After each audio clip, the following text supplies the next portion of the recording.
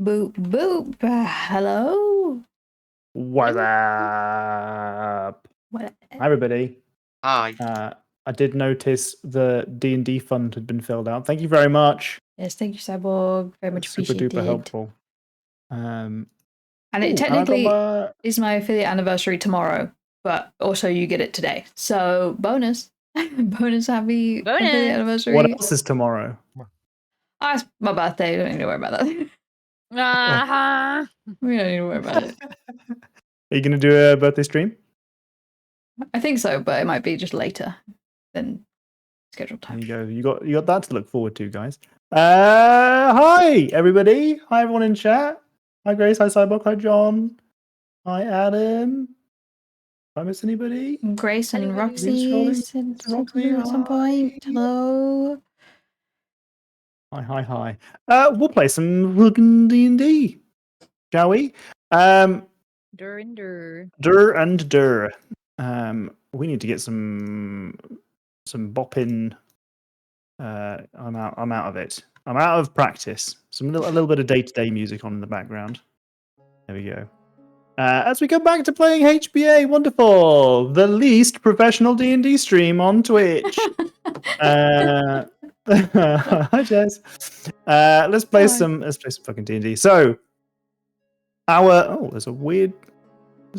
I've scrolled out enough on the map that someone has drawn a tiny little purple circle somewhere, and I've just seen it, and it's off the map. Neurally, the person with the default purple. How do you even draw off a map? I don't know, but it's down the bottom right, off the map, past Westgate. Can you not see that? How far off? Not that. I'm zoomed at 68. Oh, I went all the way out to 20. Westgate. I don't have one there. Bottom right? Wait. I drew it on the DM layer secretly. It's there. Oh, I didn't see it. You don't see that? No. I think you're making it up. What? That's You drew weird. it. It's on the token layer, so you guys should be able to see it. Weird. Okay, doesn't matter. Anyway.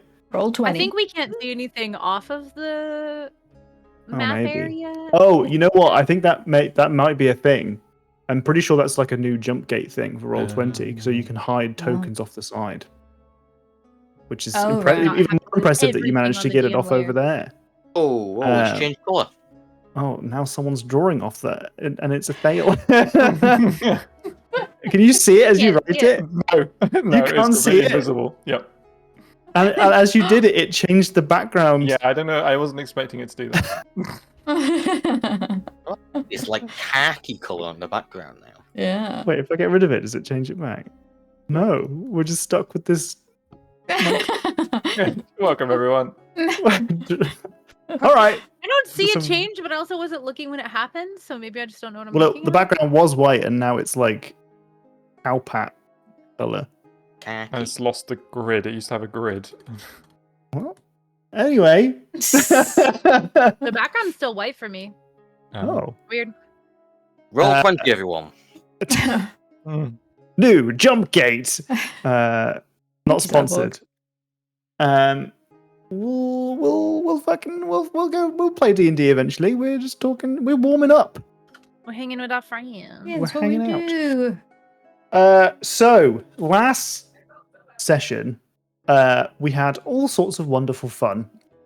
We'd left Arabelle and we'd left the monastery, the Liber Amons monastery, just outside of Arabelle, and we had teleported back to Nesmith. We'd upgraded or made permanent Oro's tattoo. So now she has a freed up attunement slot that allowed her to forever talk to Nugget, but she wouldn't be able to kind of use that ability to switch her kind of her animal speaking abilities around. And then we teleported back to Nesmith, which is where we started our adventure all the way back in beginning of season 1. Weird to have a game that involves using the word season, but here we are. And as we arrived, we bumped into our sort of kind of adopted little sorcerer girl, Evelyn, who is, she's demonstrated that she's a little bit, or she's a bit shy around Athale, and she's a little bit shy around you guys, mostly because she has been practicing. She wants to be a ranger. It's been made clear. She's been practicing with Parsnip, the house dog, and has been shooting a little bit of a kind of a scarecrow that had been propped up on the grounds of the manor.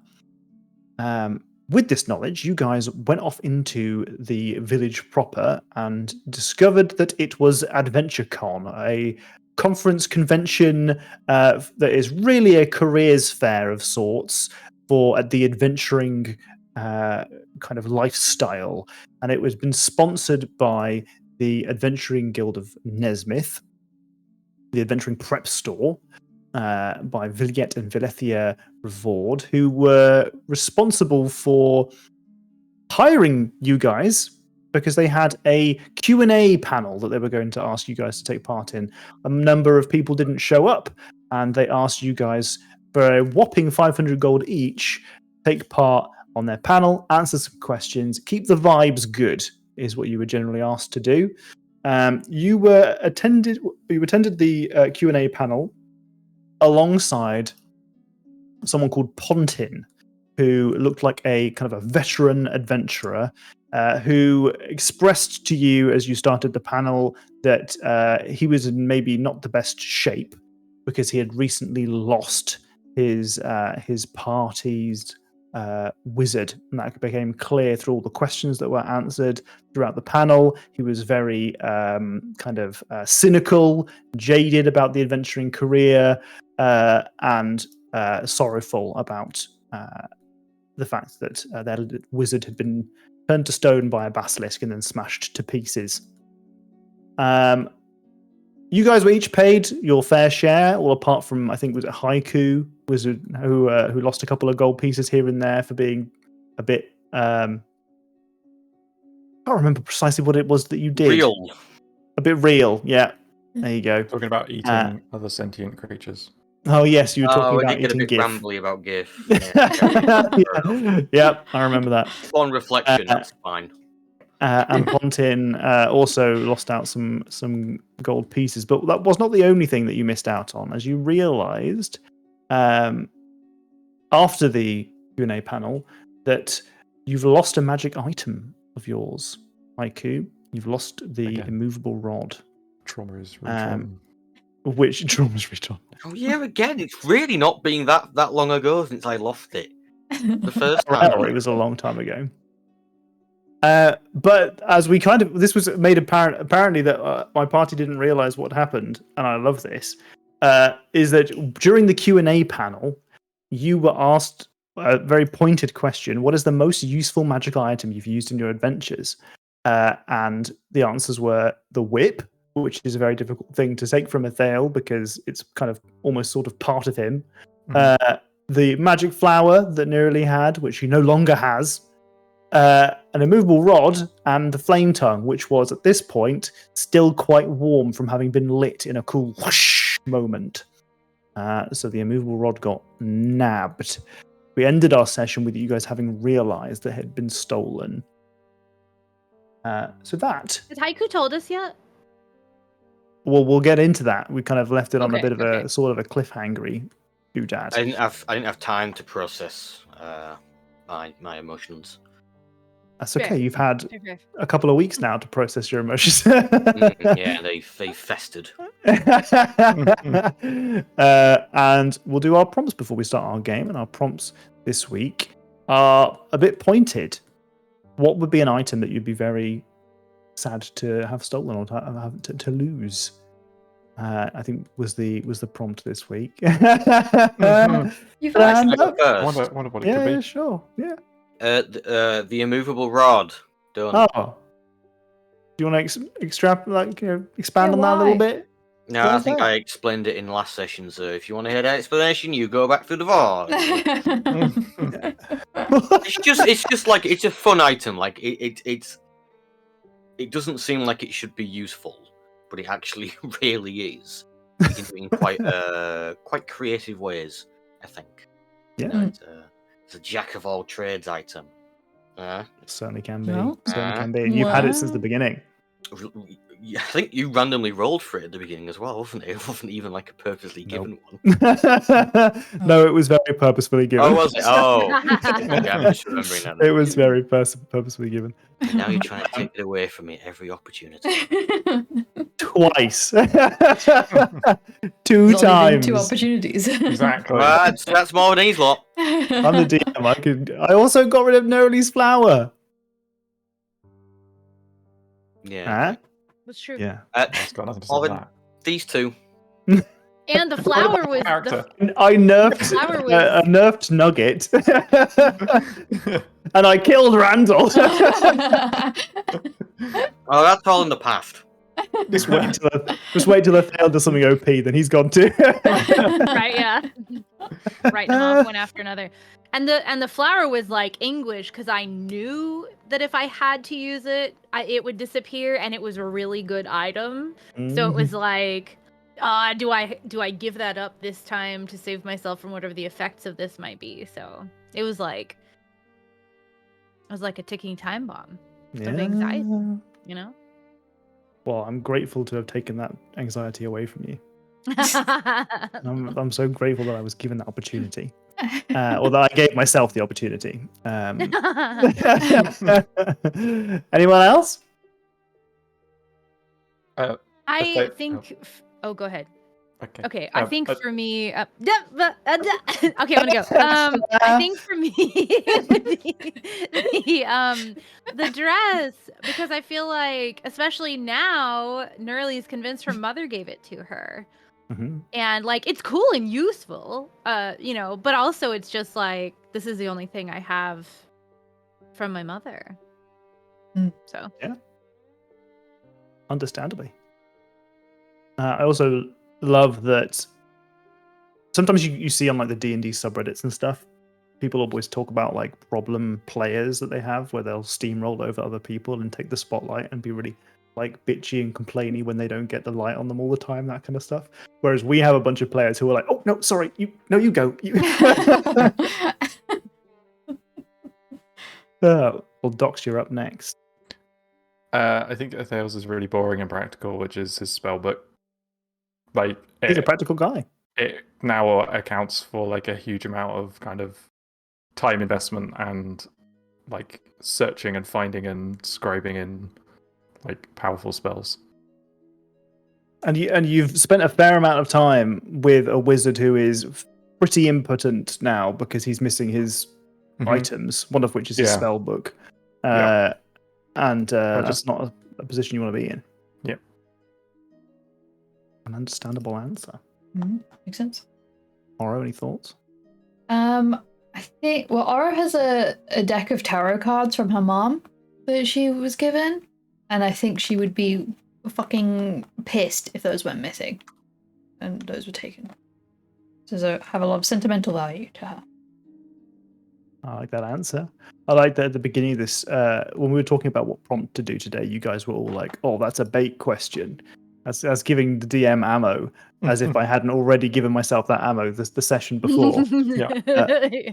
And now I'm like I'm analyzing your responses to that question as if they're like, oh, I've got to be safe with this just in case Tom tries to steal this from me. I did almost pick a stupid thing. I don't know. I like the idea of being like, because the tarot cards are obviously like a sentimental thing.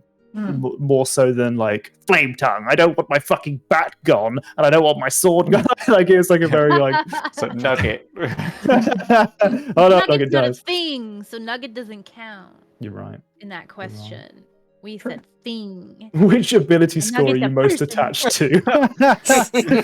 Definitely strength. Definitely. Yeah, but that would be a double edge because then you'll be like, okay, you get +1 to that. Oh, you don't know which way it's going to go. Yeah, that's true. That is true. Okay, so what happened at our wonderful tavern? The Blushing Kiss Inn. What happened there? Well, just despite, I mean, remember last session, Pontin was talking about how great the Blushing Kiss is. Because that fairy dragon that they had there that makes your food taste like cotton candy. No, we don't talk about them anymore.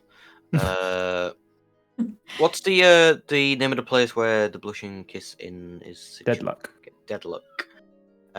So Deadlock have a annual sort of, it's not a festival really, it's just one day a year, and it's an egg cracking competition. So there's a bunch of, imagine a bit like pumpkin picking, where there's just like a patch of eggs people have put down, and whoever can crack the most eggs in a designated time period wins. That's so wasteful. Oh no, they're all eaten afterwards. That's kind of a thing. It's done Like- They're cracking them Wow. into a bowl. Like- Like a Oh. huge omelet.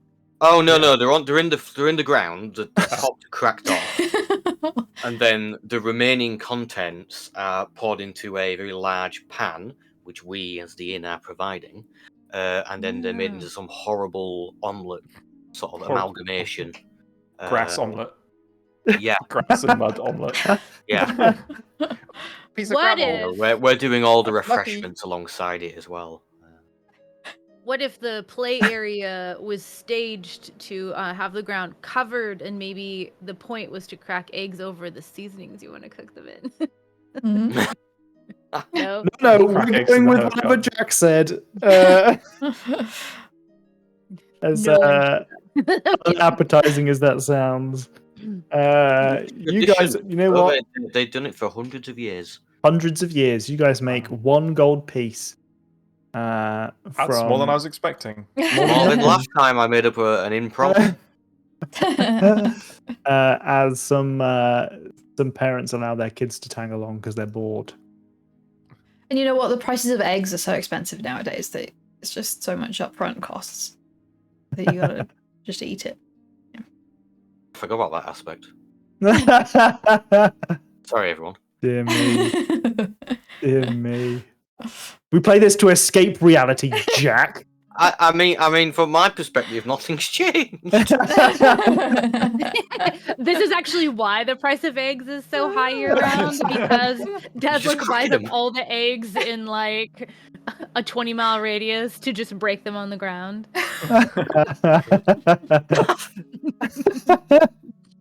No one knows why they do it. If they Listen. come, they get angry. Poor Jack took it upon himself to try and come up with an impromptu almost on He the sure did. spot, and it's better than I nothing. wanted an Easter thing that wasn't Easter and was closer Uh-huh. to winter. Egg cracking. Sure, why Yeah. not? It You'll happened. have a cracking time. You will. We did. You will have a Revised. cracking time. You will. You'd better. You'd, Or else. it's the Yeah, best. exactly. You'd better have a cracking time. Otherwise, you're eating the omelette. If you don't enjoy The yourself, loser has to eat Fuck the off. omelet. It's basically like one of those drinking games now. Like King's Oh, Cup. Oh no, you grim. broke the thing. You have to drink the whole one now. Yeah. It's that. Okay. Well, disgusting. Let's get back to playing D&D. The last thing that happened was you guys had been kind of ushered off of the stage, and a Thale had been handed a note. And nobody knows. Nobody knows what is on the note apart I from know the what's on the Thale note. and the person that wrote the note. Someone I do. And you guys had been ushered off the stage, and Haiku had realised that the immovable rod was missing. where are we in relation to the stage when this realization is made? Like, is it just after we've been ushered off? Let me move you back to Nesmith on the map. Yeah, pretty much. So the crowd has somewhat dispersed, and you've kind of been you're off the stage. You're down the stairs on the ground, as it were. Okay. Well, I would like to turn back around, go onto the stage, and make an announcement. Okay, John. Yeah. So the ascending stone that was blasting out of the speakers, as it were, has been taken away from you. But you can stand on the stage. You can shout. I reckon haiku can project themselves pretty well. Sure. Okay. Big tortly diaphragm. Mhm. Portal is known for big diaphragms. Yeah, now. very much. It's in the lore primer. I was like, excuse me, everyone. Someone has taken an item of great value from me. It is an immovable rod, and I would like it to be returned promptly. If not, if I have to find it myself without it being returned, trust me, whichever fucker's taking it, you're not gonna like what I'm gonna do. Enjoy the rest of your day, everyone. Good luck with your adventuring. Can you roll an intimidation check, please? I get advantage from that excellent RP. And your renown as a powerful adventurer. What if And also I you just do? spoke about eating a GIF. And What if? you know, Yeah. You What know if I what? do? Actually, yes. Yeah. I think that would give you advantage. I think that's fair. Literally, he just Thank you, told a Docs. story about how he's eaten GIF and like is now like you're not like gonna like what I'm gonna do. Yeah. Advantage on it. Go for it. Oh. The crowd continues to disperse. Not too many people stopped to turn around and listen to you, but you see some like one of the like younger kid adventurers who was there like really kind of excited about it hasn't left the seats and is kind of just still sat there and like looking up at you and goes, "What's an immovable wad?" Oh, it's a lovely little device. It's you know what a rod looks like? Yes. Yeah, it's got like a button on the end. When you press the button, you cannot move it no matter what. Oh, that sounds Really, great. really useful. Can't believe you lost it.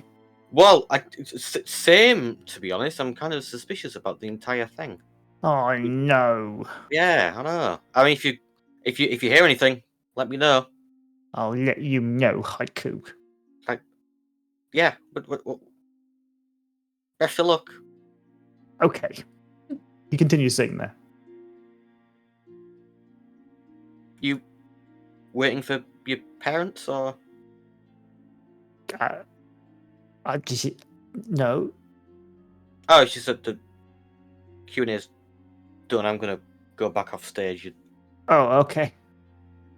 He sits there waiting for you to leave. He looks suspicious, like he's sitting there because he doesn't want to move. Just a little Or kid. is he just excited? Can't move. Just a little kid. Got Yeah, I was a gonna say, nipple. did he accidentally press the button? And he's accidentally like stuck It's like himself there by stuck on putting the it in his seat. pocket. How would you say? How would you turn it off? And if you had the immovable one, what button would you press to stop it being immovable? Well, I'll leave the stage and go back to these. I'm like, well, in case you didn't just hear the news, someone's stolen something from me. Start patting myself down. You don't find the immovable rod on you. Seeing if all of my stuff's on me. Oh, okay. Oh, yeah. I guess I would check for my own things too. He do. You. Seems like everything's all in order. Athale, don't you have a way of tracking items down? I think we. I can Used it? track people, creatures. Oh. So if you knew who had it, we could find them. Darn. I mean, do I recall who's been close enough to me to potentially swipe it? You can roll me an perception check. This Can is I kind help? of a Because I was there. yeah. Okay.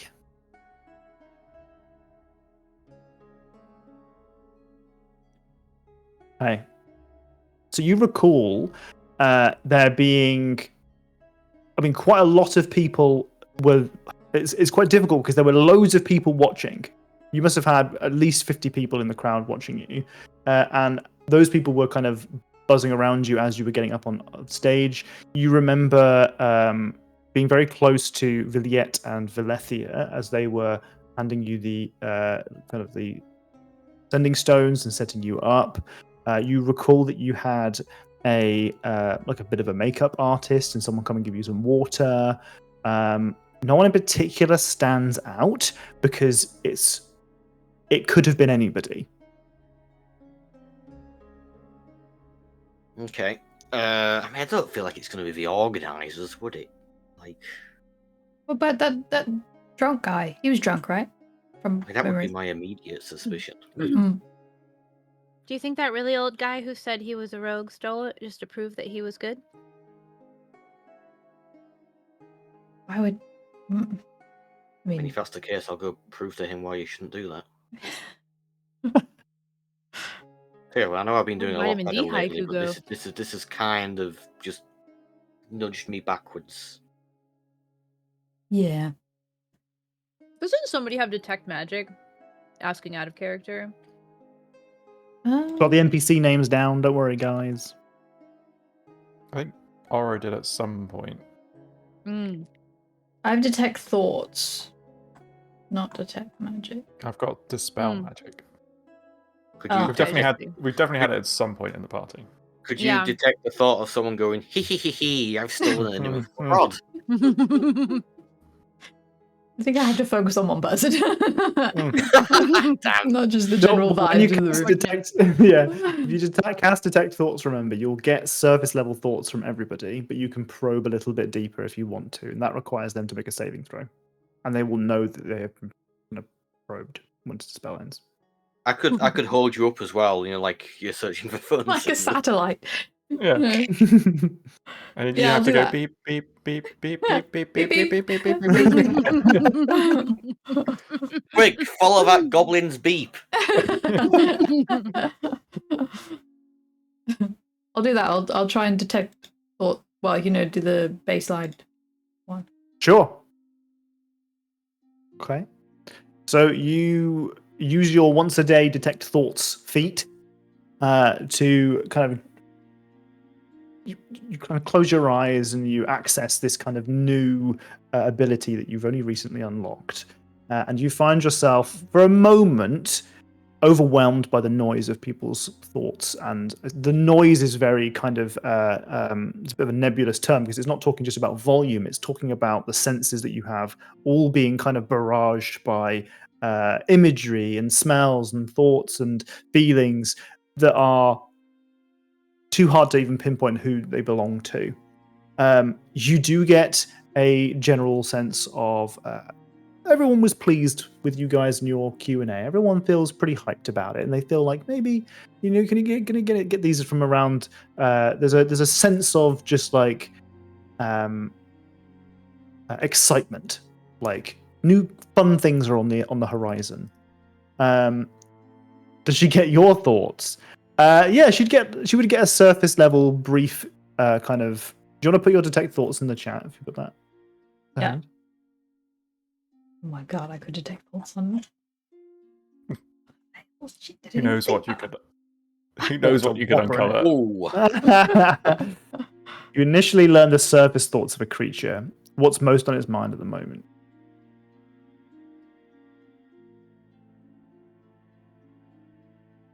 So I know what you'd get from a Thale, which is like it's like imagery of like dusk and the kind of feeling of wanting to get this dealt with.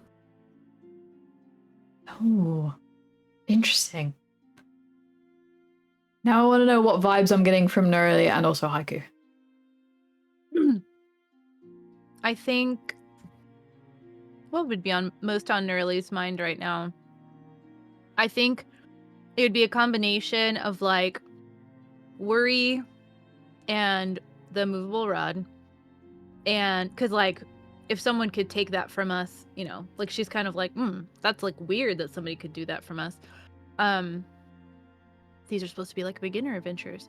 So like worry and confusion. And I think that she's also in like the back of her mind though thinking about Evelyn. Mm. And like hoping that she does well and ends up with a good party, and hopeful but worried for her too. What are the surface level thoughts that you might get from thinking about or being near Haiku? Detect thoughts doesn't work if you have no surface thoughts. Brain empty.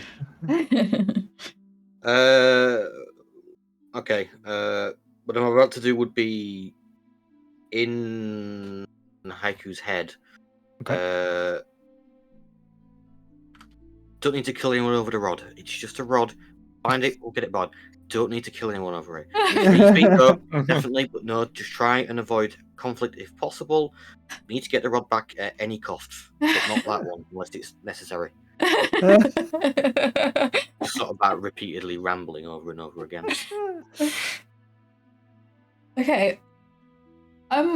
Is that drunk guy who was on the panel with us? Is he in detect? He's nearby, but he's he's probably just about to go out of the range.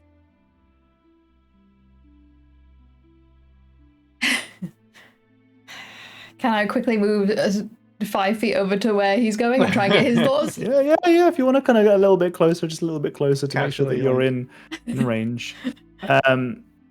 His thoughts are definitely a little bit muddier given that he's drunk, and a little bit more, a little bit difficult to focus on. You kind of get this, you see for a moment a wand. It's like grey, and it's in a hand that is also grey. And as you kind of follow it along, you see that it is fractured at the wrist and snapped off.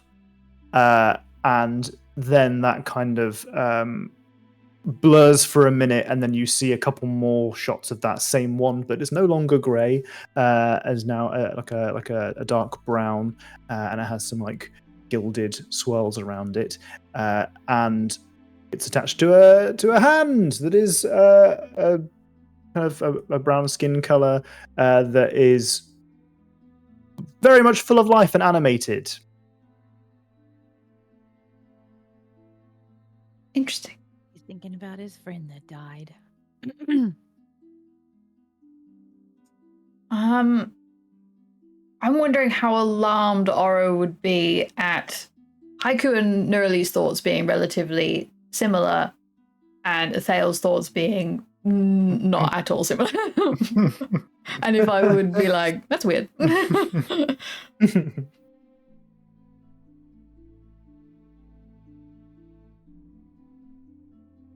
Do I do a vibe check on Athale that's just a coin toss? And You could do insight checks if you'd like. Okay, I'll do an insight check. Sure. That's the D&D What thing kind to do. why don't you tell me what the DC is, Docs? I was gonna say me. One. I trust you to be fair with your DC setting. Do you think this is an easy thing? Is he a fairly easy person to read when it comes to this kind of stuff? Yeah, I think so. I think it's reasonably easy to read, but he's also probably like this isn't like a super big deal he's concerned about. So he wouldn't have like a huge amount of worry on his face. It's maybe like. So I think from a like he's kind of, I don't know. He also doesn't have like a huge amount of like emotional range. Yeah. And so like it's maybe a bit harder from that as well to kind of read. I think it's like like I don't know, like so it's clear it's clear to maybe clear to Oro that something's on your mind, but yeah, there isn't haiku related. But whether or not it's concerning is something perhaps we'll find from the insight roll.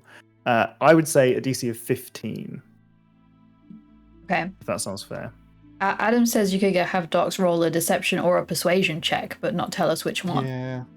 I did think about having it as a contest, but I wanted it to be a bit more of it because I don't think you're actively trying to hide it, are you? That's what I was thinking when I thought that, and I was like, well, he's not actively trying to persuade you about anything or like deceive you.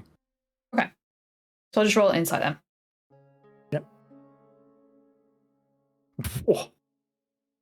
So you're plus 14 for fuck's sake. When you said like you literally could not have failed that except a DC of 15 but plus 14. What a waste of time that was. Jesus. I definitely feel like you can tell that Athale is like definitely has something on his mind that's like a bit curious, but not like it's not like showing concern which maybe you might expect for having like as haikus last time. Yeah. But also, I think Aura's not super surprised because Thail's not been around for that long and doesn't really, care as much as about a random item that Haiku has. Yeah, haikus really mean to Thail as well. So. I mean, some of that's Jack as well, to be honest. Oh my god! Wow. It's just a mason jar full of meat. Oh. What the fuck? Worst geocache ever. Worst It's geocache literally the little worst That's geocache ever that makes it so funny to me So every good. time. Thank you, Kenner. ever. That's getting all the old ones today. It's where passive deception or passive persuasion. Yeah, I hate having passive. I have no passive like roles really in this. It's in the homebrew rules because I hate passive shit. You're rolling, You're rolling. and as I'm okay with like Rolling. take 10 necessarily, like take 10 minutes and like get a 10 whatever on your roll and just add your mod. But passive stuff drives me nuts. Hate it. Okay. So how are you feeling about that, Morrow? I think I'm not gonna probe Thail's thoughts for more. I think I would just rather like talk to him about it later or something like that, and that's it. I don't want to waste my one. You go. Well, you've got your spell's been used. All right, so I can or I can't do it again. Yes, you can't cast detect thoughts again today. Mm. But for the next, how long is it? Is it 1 minute? Up to 1 minute. For the next minute, you can get surface level thoughts from everybody. You can probe deeper. Oh, but he has to on do a anybody, check on it. But they do a check, yeah. Yeah, I don't want him to have to do a check. Okay. Now, Can I what were ask a you question gonna before say, we move Dogs? on from it? Wait, Dogs was gonna say something, and I didn't know what it was. Oh, I was going to say Thail's going to cast a spell. Just blasts. Yeah. Destroy everything. Oh. Fireball. The ground. No. Before we move on, what are Nugget's surface? I'm really glad that you Oh. asked because I had something prepped and then I forgot about it. Then I saw Canic's message and then I forgot about it. And so I'm glad that this is a bad time for me to forget. Excellent. I was going to ask who has the bag of holding at the moment. I think I've been carrying it. Then the surface level thoughts for Nuggets are looking directly at Nerly and thinking about Sprouts and how long it has been since the last Sprout. But it's been like 10 minutes. That's our boy. Precious boy. Nugget and I forever bonded over our love of Sprouts. Okay, continue on. So Thail's going to cast See Invisibility because he is now convinced that the doppelganger has returned. The doppelganger has come back just to steal the immovable. Yeah. Okay, you cast See Invisibility. Nothing appears to you.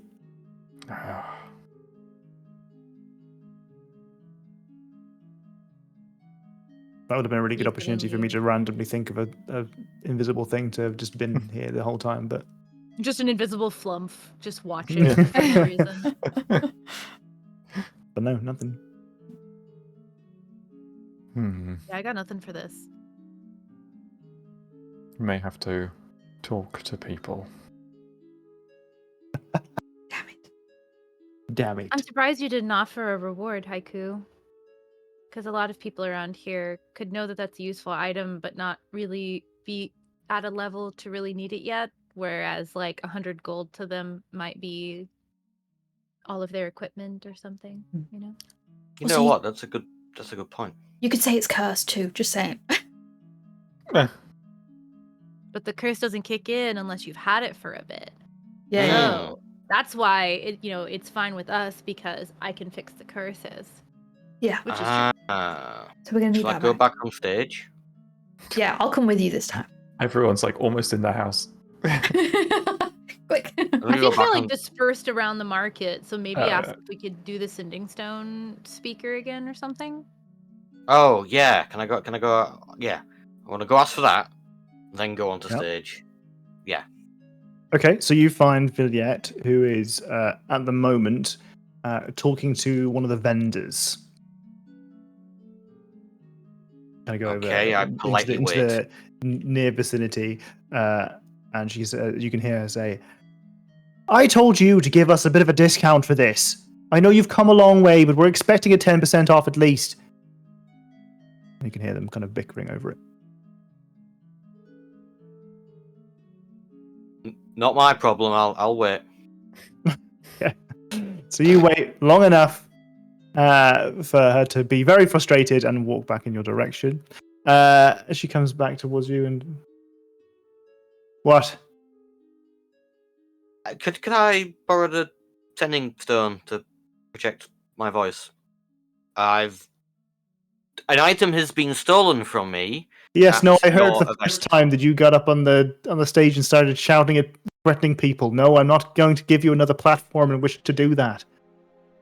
Okay, well, I'm just gonna go up on the stage anyway and just project using my voice. Then it's. What if I did? We planned on offering a reward actually this time, so it would be less disruptive. So You you're just have saying that you want it, not haiku. I'll take it. I will give you the sending stone, but haiku's not to have their hands on it. Okay. I give Haiku a look like, don't take it from me. Don't do. All right, you can borrow it, but I want it back immediately. Of course. Do I have to actually be over there, or could I? I'll just You can go do it over from there and wherever, then- but if you stand on the stage, they'll Okay. know where the voice is coming from. True. Okay, I take it and head to the stage. I'm still gonna stand behind you. Like you Maybe got a your little mum. off to the side. Yeah. It's like you got your mama. I'm just gonna sit down and cross my legs and arms. Tell them off. Grumpy Haiku. Not even vitamin D can fix this. So I go up onto the stage and like activate it and say, "Hello, everyone. I hope you're having a wonderful time at the festival convention. We wanted to make another announcement about the immovable rod that's been taken. There's a little bit of a problem with it, and if you have it for too long, it might well, let's just say that it might be a little unpleasant. Not because we do anything, but just because of some complications with it. But we're also offering a reward if you return it. You won't be in trouble if you're the one that took it, but if you do bring it back to us, then there will be a gold reward for it. The Thank you. the child is still in the seats in front of the stage. He goes, "How much is your reward?" I'm gonna turn off the sending stone, and I'm gonna do the like, you know, when you talk to a kid and you kind of like get down, Yeah. and you do like a little crouch thing. I'm gonna be like, "Hi, what's your name?" My name is Darren. Darren. That's a pretty name. It's really How are pretty. you today? I'm good. What did they say? It's really pretty. It is really pretty. Do you know where it is? No, No? I just want to know how much the reward is. If you knew where it was, I could probably give you a whole gold piece. One gold piece. Mm-hmm. I don't know where it is. No. Is there like hot chocolate or anything, like something seasonally appropriate? It's cold, right? Like, do they have like really yeah, it's good hot cold. chocolate around? The majority of the stalls around here are all adventuring focused, but Mhm. you're aware that the market nearby is where you first had hot chocolate. So Mhm. you could see if there are any stalls in there that have it available. Do we remember how much it was? It was like a silver piece, right? It was like It's really like expensive a hot couple chocolate. gold pieces, yeah. Oh, it was a couple gold pieces. Mhm. How about this? I'm gonna give you this gold piece, and if you see anyone with it, why don't you come back and let me know? In the meantime, you can get yourself something to eat. Whoa! Yes, miss, I will. Does he leave? Nope. He sits down back in his chair. Okay, so he did stand up. Okay, so he's not trapped by the immovable rod. Yeah. He goes back to his chair and he sits up he puts his knees up on the chair and he starts panning around the crowd, like looking. I You love got him. what? He shouts up to the crowd. Show me your rod. This may be problematic. You know what's best about that? I don't think Nerly would realize why or that it was problematic. Oh no. So I she's could just like, stood there with what a with cute little weird kid. face. I just enjoy the complete opposite approach. Like when I talked to the kid, didn't ask them their name, just stood up on stage, didn't do anything to bring down to their level. You know, it takes all kinds, right? Like you've got your talents and I've got mine. I'm a little bit better with people. You're better with creating things, you know? It's an understatement. I'm destroying them. I mean, in your defense, she's got a 20 charisma. Like, she doesn't really have to try that Great. hard to be good with people. You know, angelic blood and all of that. Just kind of like, Helps. You're twice as Comforting aura. charismatic as I am.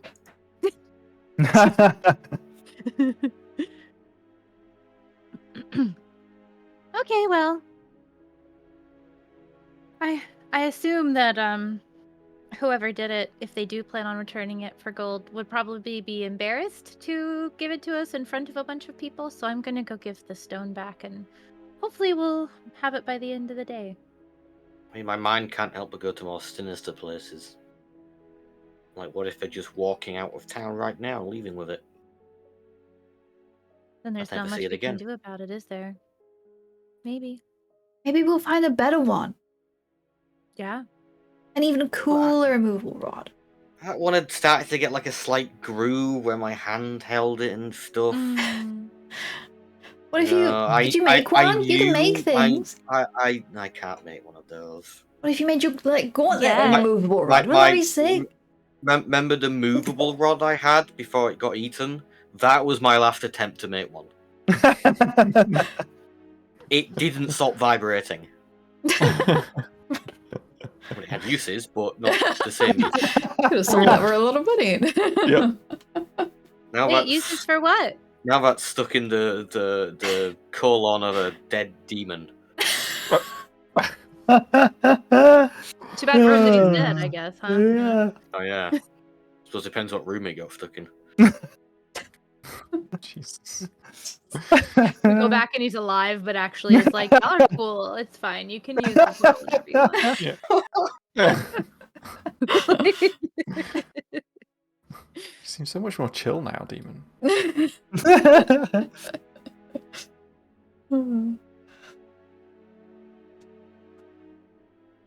Wait, it'll come up. The things always do. They always come back.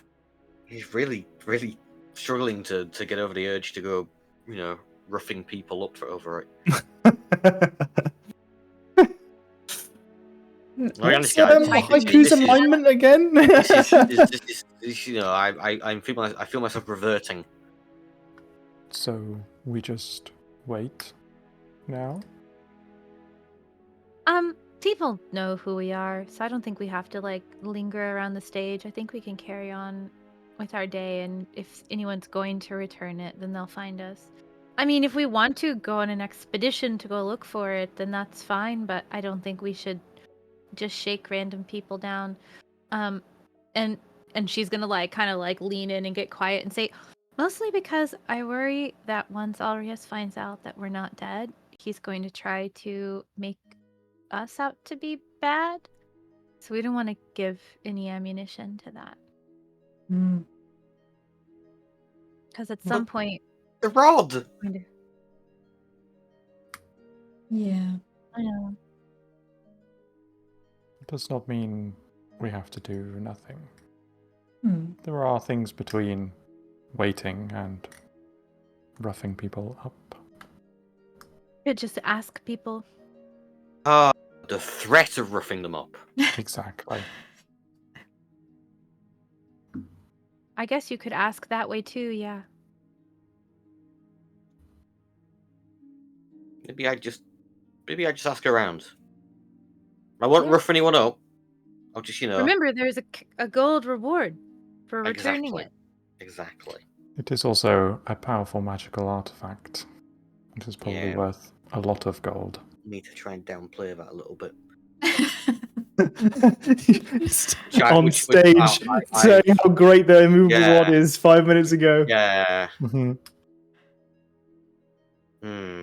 I just think, even though something is worth a lot of money, you'd still have to find somebody who has a lot of money to give it to you. And that could be a lot of work. Whereas if we just gave them, like, I don't know, 50 or 100 gold, that's kind of nothing to us, but would be everything to them. And they don't even have to leave town to get it, Yeah. How big of a deal is this like adventuring fair thing here in Nesmith? Is it like the entire town is here? Yeah. Okay. I would like to teleport myself to the top of the Temple of Timora Okay. and look for anyone who looks like they are walking away, perhaps hurriedly, or in a sneaky walk away from the fair of the town that everyone is probably at. I think that's a really cool idea. So you're going to get inspiration for that. Hell yeah. Or Um, someone who's I'm trying gonna go to turn in the thingy. could have turned it on by accident. Someone just like their clothes are like hanging them up like this. Okay, so you can absolutely teleport yourself up into the top of the Temple of Tomorrow. The crack of the whip, I imagine, as you are whipped from one space to another. Probably Raven Queen blessing. Oh, I see. So a bunch of feathers instead. Yeah. Okay. It's kind of like Alright. appear at the top. Cool. In which case, what are we? So you're at the top of the Temple of Timora. Mm-hmm. I need you to roll me a perception check. I will give you advantage because you are up somewhere nice and high.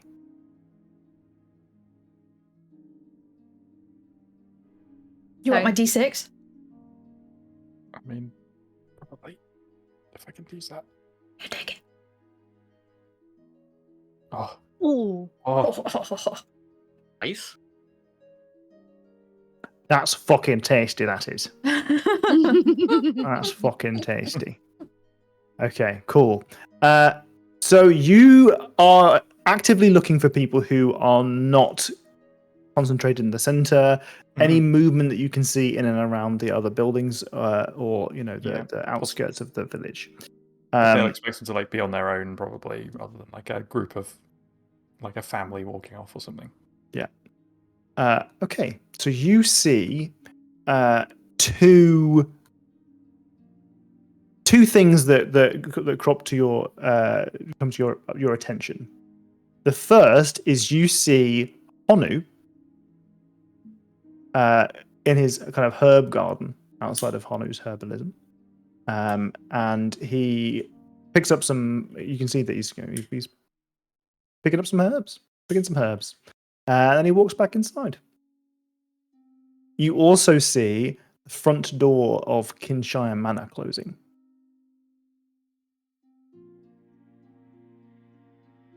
Interesting. I have a bad feeling. We'll go back down with another blessing. There are, well, two unusual things happening. I think Honu is not here. They were in their garden. But also, the Kinshire Manor door has just closed.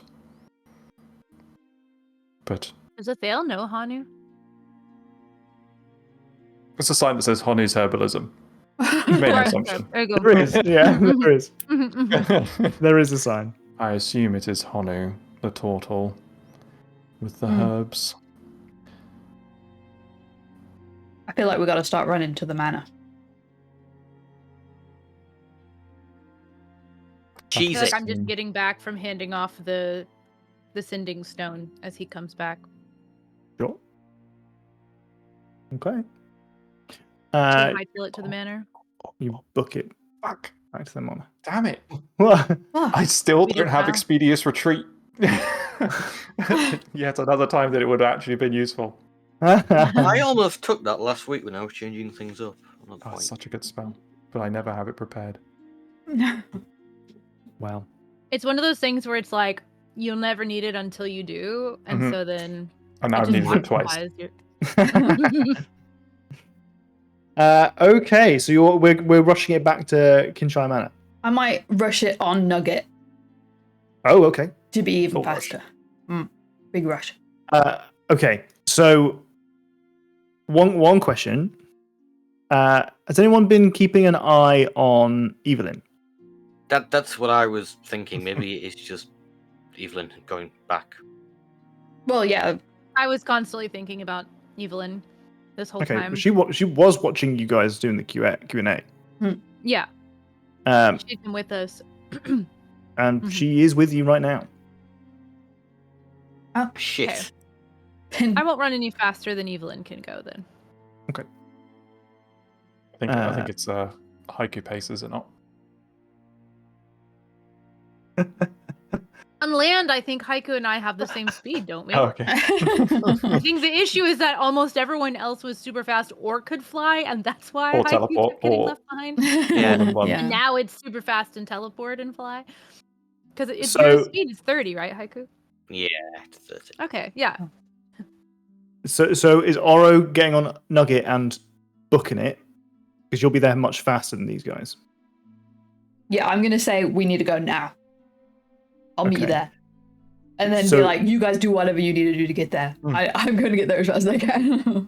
Athael, are Please be you Atticus back. Please be Atticus back. Athael, are you using any tricks and tips to get over there quicker, or are you going to go with the rest of the party? It's faster. That's for a whole minute. Do I use another spell? No, he's just going to run at 40. Okay, so a little bit faster than the other guys, but not as fast as Oro Yeah, on a back. Okay, so you guys run your way up the mountain, the hill up towards Kinshire Manor, whilst Oro and Nugget fly directly there very quickly. Are you going to go right in when you Yeah. arrive? Yeah. Okay, so you kind of push the door open, and you hear a voice go, Evelyn, you'll never guess what I got. It's so fucking sick. And a tabaxi comes down from one of the stairs at the front. You immediately recognize her as the tabaxi who was refilling your water, and she was on the stage with you, working for Valithio Co. And was kind of up in your business quite a lot. She had a little name tag on that said Lucky. Right. And she walks down towards you, and she comes around the corner, and she's holding the immovable rod in one hand.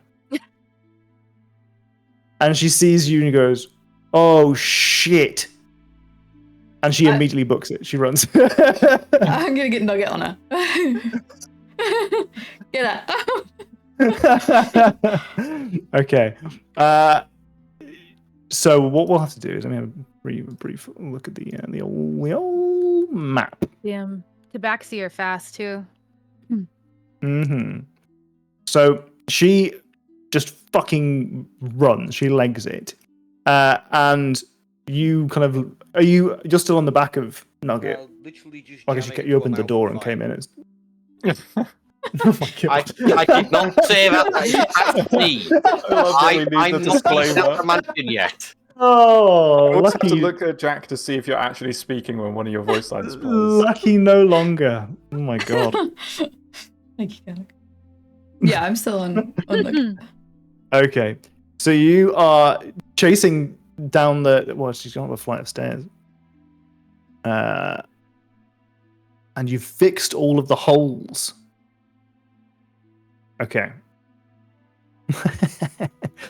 Okay, so you are chasing after this tabaxi, and as Katie rightly identified, they are fast as hell, and she is completely sprinting away from you. You see, as you get to the top floor, not the top floor, the first floor, you see the tail of the tabaxi. This is like a proper tabby cat. kind of coloured Baxi. She scampers around a corner. You see the tail, and you manage to find your way there. And the whole time, you are just far enough away to see the back of like the end of the tail, the tip of the tail, as she's booking it around these corners. And as you break through the second corner, you see the end of this level is a big kind of an open air kind of what am I looking for? What word am I looking for? It's like a gallery almost, where you can look down into the floor below. Right. So what she's done is she's seen you, notice you're on a fucking flying mount, and that you're going to be very quick. She's run around the outside on the middle floor, and then jumped down the level below, thinking there's no reason that you would think she would go back down a level. But you are so fast, you've seen her tail as she goes down. Right. So you've come in on the ground floor. She's been at the stairs onto the first floor. She's seen you gone, oh fuck, and run away from you. You've caught up just enough to see her tail, gone around 2 corners, and then seen her tail as she goes back down to the ground floor. As you get down to the ground floor, just in time to like fly around this and get down, you see the front door open where Athale stands.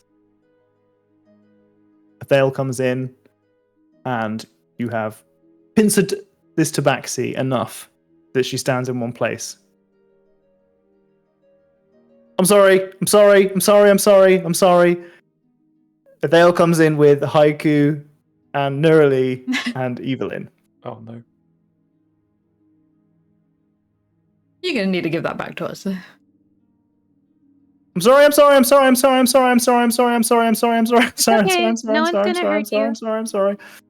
This is you can tell this is a Haiku. No one's gonna hurt you. it's a young adult tabaxi, and Evelyn comes in, and immediately Evelyn can see the look of anger on Haiku and just pulls at Haiku and signs to him, "This is my friend, don't hurt her."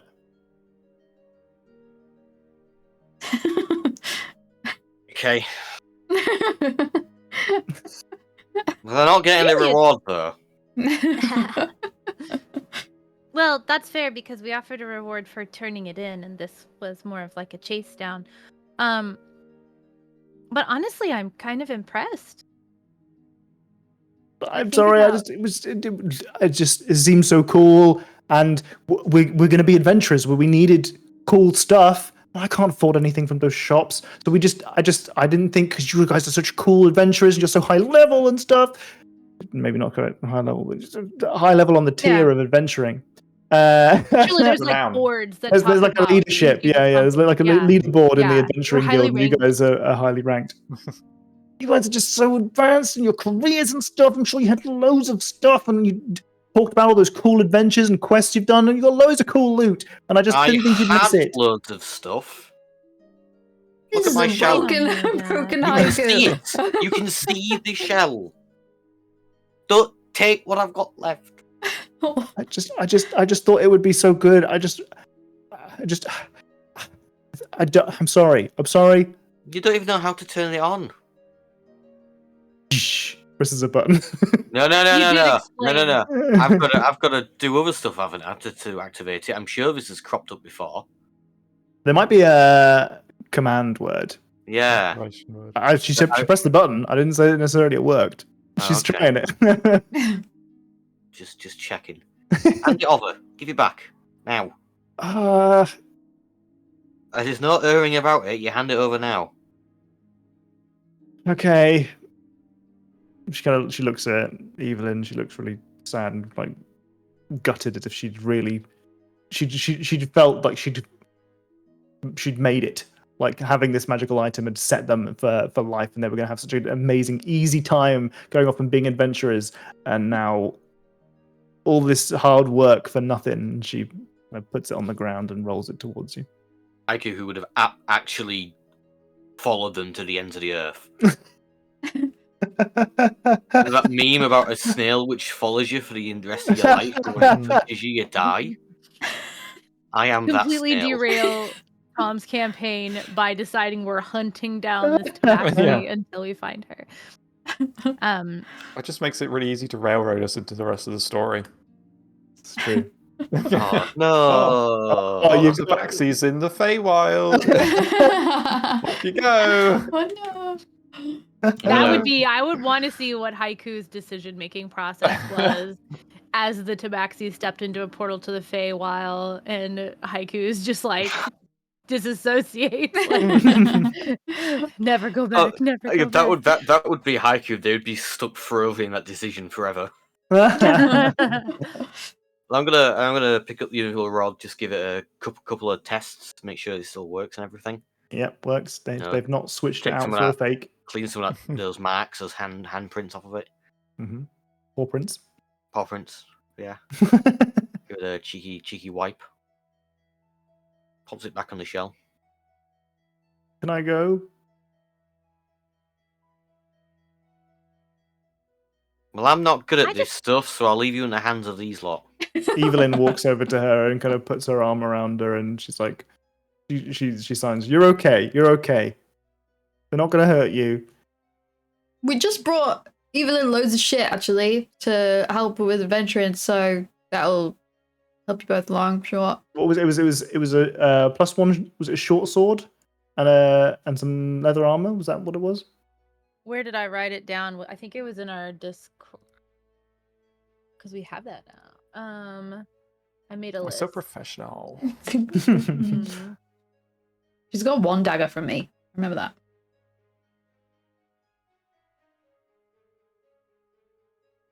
Oh gosh. +1 armor, +1 bow, +1 armor, regular short sword, explorer's pack, potion of healing, healer's kit, 5 sheets of paper, a book to journal about her exploits, and a writing utensil to write home. So she's there, kitted out. She's holding a bow. They gave her a free quiver for some arrows. She's like, she's good to go. Like she signs, "We're okay. We're okay. Look at all this cool shit I got. Look." They embroidered the word, the name Evelyn on the leather armor. Or Evelyn. I love that. Look at this. Look. I'm gonna go test this out right now. Like all signed. And she leads her towards the front door. She puts herself between Lucky and Haiku. He just stares at them the entire time, really rotating on the spot as they move. As soon as they're out of earshot, I'm going to take a breath and I'm going to go, I know it was frustrating, but I'm actually kind of excited. That's a lot of skill. It's not easy to steal from us. So I'm just glad she's with Evelyn. There with Evelyn. Yeah. Yeah, you're right. Yeah. It's really impressive, actually. Don't go that far. That's fair. All I'm saying is, whenever they're inevitably around the mansion, I will be keeping an eye on things. Where's the immovable rod? It's on my shell. Is it? It's on my shell. I'm just saying it's not the best place to store your valuable items. Out of sight. Line of sight to everybody who walks past you. Other than you. How else do people know that I own all this cool shit? What, putting it in a bag for it to never to be see the light of day? I'm fuck. I literally forgot what I was gonna say as I started talking. I'm gonna go over and give Nugget some sprouts. Good job, buddy. He's a happy. pat on the nose. Mm-hmm. If bats can purr, he's purring. Mm-hmm. I imagine it to be just like a little whine, like an echolocation sound. Multiple little squeaks. Hell yeah. Well, What do we want to do now?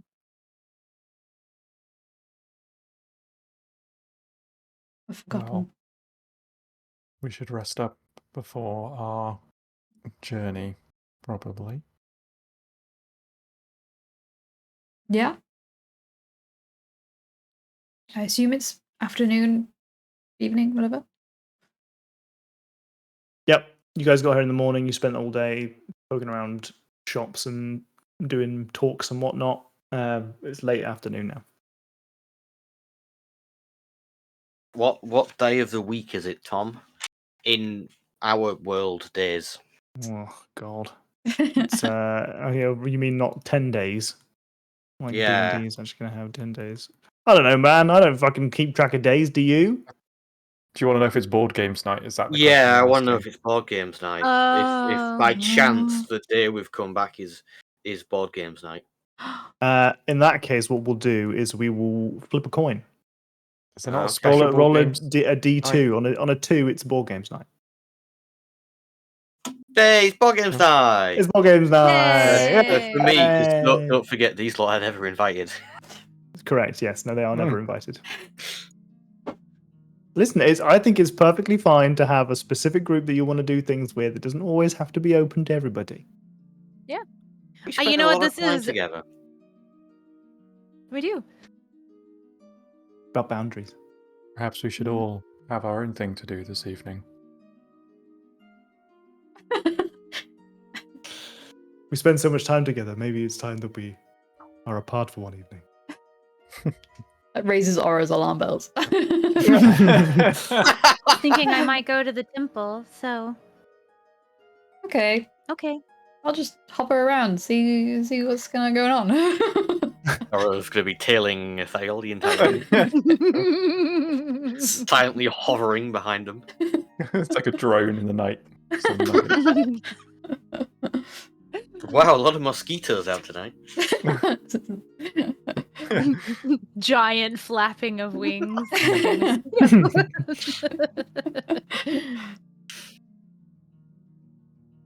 Okay. Anyone else got any particular plans they want for the evening? We've got board games night. Yeah, I'm gonna go to the Temple of Timora Okay. and What talk about the to temple? Timora. You want to have a chat with Timora? Yeah, Cool. she's like, I gotta deprogram, right? I gotta find out all of these things that I thought were wrong. You know, Sure. Like, Yeah, I'm yeah. sure some of the gods are still really bad, but this seems like a neutral one to talk to as well, at Yeah. least. Yeah. Perhaps impartial or not, fate and all Cool. that. Any in particular Yeah. that Aura wants to get done this evening? I might be just hovering somewhere near Ethel, maybe. Just maybe. Whatever Ethel's doing, I might be like nearby, like passing on through the room, being like, "Oh, sorry, I gotta grab something. Oh, sorry, sorry." Oh, Okay. Just want to get to know him better. yeah. All right. Well, at that point, we'll have a bit of we'll have our bio break now, shall What we? if they wants to go to the dock and paddle his feet in the water He wants to- and look at the waterfall? It's lovely. It's a good little time. There was Maybe Nugget will go out on a fly, just around you. Just keeping an eye on the festival, you know. Yeah, the festival. Already and had haiku one over there. burglary. Keeping an eye on everyone. Just imagine you're hovering around a Thale now, like that bloody thing from the Mario games. I love it. It's in the On cloud. the cloud with the camera on the fishing line. Oh, the Latiku or whatever they're That's called. the one. Mm-hmm. Now, do I cast control winds to blow? Oh no, it's suddenly very windy right here. Oh, it's so crazy! It's so crazy windy. It's wild how that happened. I don't even know. Okay. You said bio break?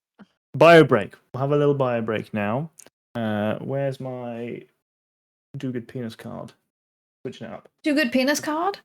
Oh, I don't know. I'm not sure I can fit the do good penis on whilst I've got the jack face up there. Hmm. Let's see. See if it's even possible. Yeah. I'm not sure I can. Oh no. It's just white. Do good, Jack. Well, we're just Never gonna mind. have to do good, Jack. We're gonna go and be right back. I'm gonna run some ads. Yeah. Go stretch. Go get water, etc. Be right back. The watching eyes of Jack will take care of you.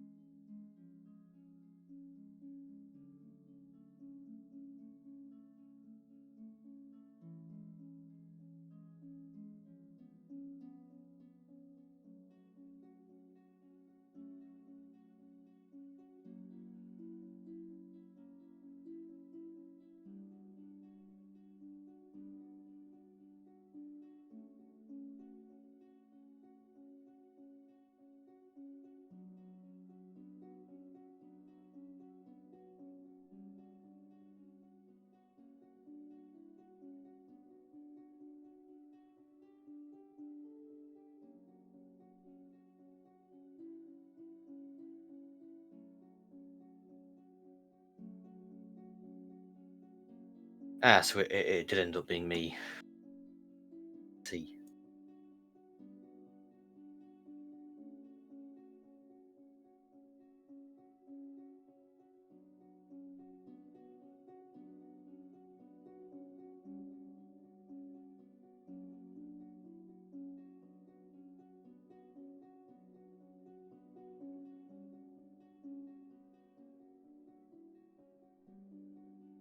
Hello, it is I.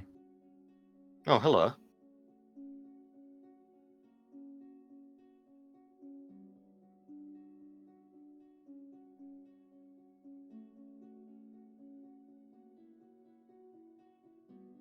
Do we establish what game or games Haiku and Honu play? Changes every time, I believe, and it's not just them two. There's a group. I think that's what makes it even worse. The Elite Group. I've been trying to come up with a name in case it's asked today what board game we're playing. There's only so many times I can use humans and houses.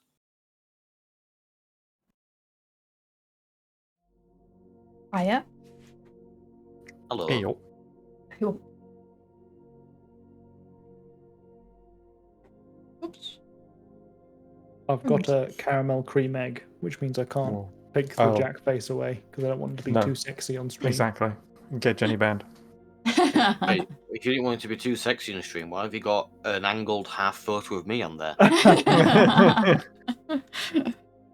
It's a good point. I'm choosing to take offence. Valid.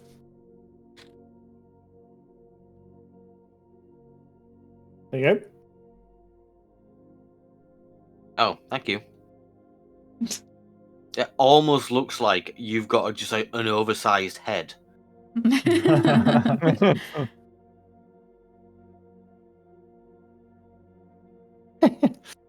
Like how it wobbles. I think I know what Oro and Nugget are gonna do in the downtime. Okay. Other than Snoop. Other than Snoop, I've come up with the thing that coincides with the Snoopy. Cover story, I think, is what they call that. No, I'm just doing this one thing. If I snoop, oh no, terrible! I'm snooping. See, seeing you here, I just wanted to have a look at the waterfall. I love waterfalls. Oh, crazy, we're both here. I'm like the waterfalls. I like the waterfall.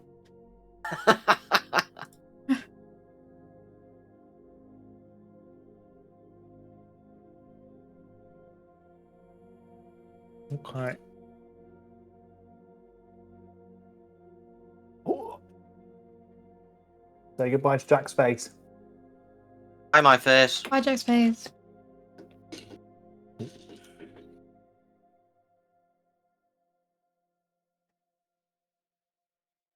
All righty. How was the We need one caramel more person. egg? Fine. Fine. Yeah. Didn't I mean, it was seduce good, you. but like, caramel is a lot more. It's a lot more Yeah. than just the cream egg filling. You know. Yeah, I don't like the There's idea cream of eggs having- in America? Probably not, right? The dairy milk, right? Cadbury's. Yeah, I don't think so. Prove me wrong, Americans, do they? You guys have Cadbury cream eggs? We Probably absolutely not. have Cadbury cream Yeah, I eggs. Yeah. think so. Mhm. Oh. It's Kinder Surprise they don't have. Yeah. Actually, they finally yeah. released you're a allowed ban them on now. those. Oh, so you're allowed Yeah. to choke children now. Christ. Isn't that just The, the dumbest shit? Look, we literally had a ban on Cadbury or on Kinder eggs because children could choke, but you can go to the corner store and buy a gun. Like America, woo! Yeah, but you can't choke on a gun, so you know. Well, that's Haiku's using it. I think haiku has that is possible. Jesus. Fucking hell.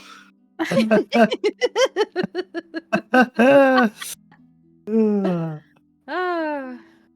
I'm a big cream egg fan. I've tried. I need to.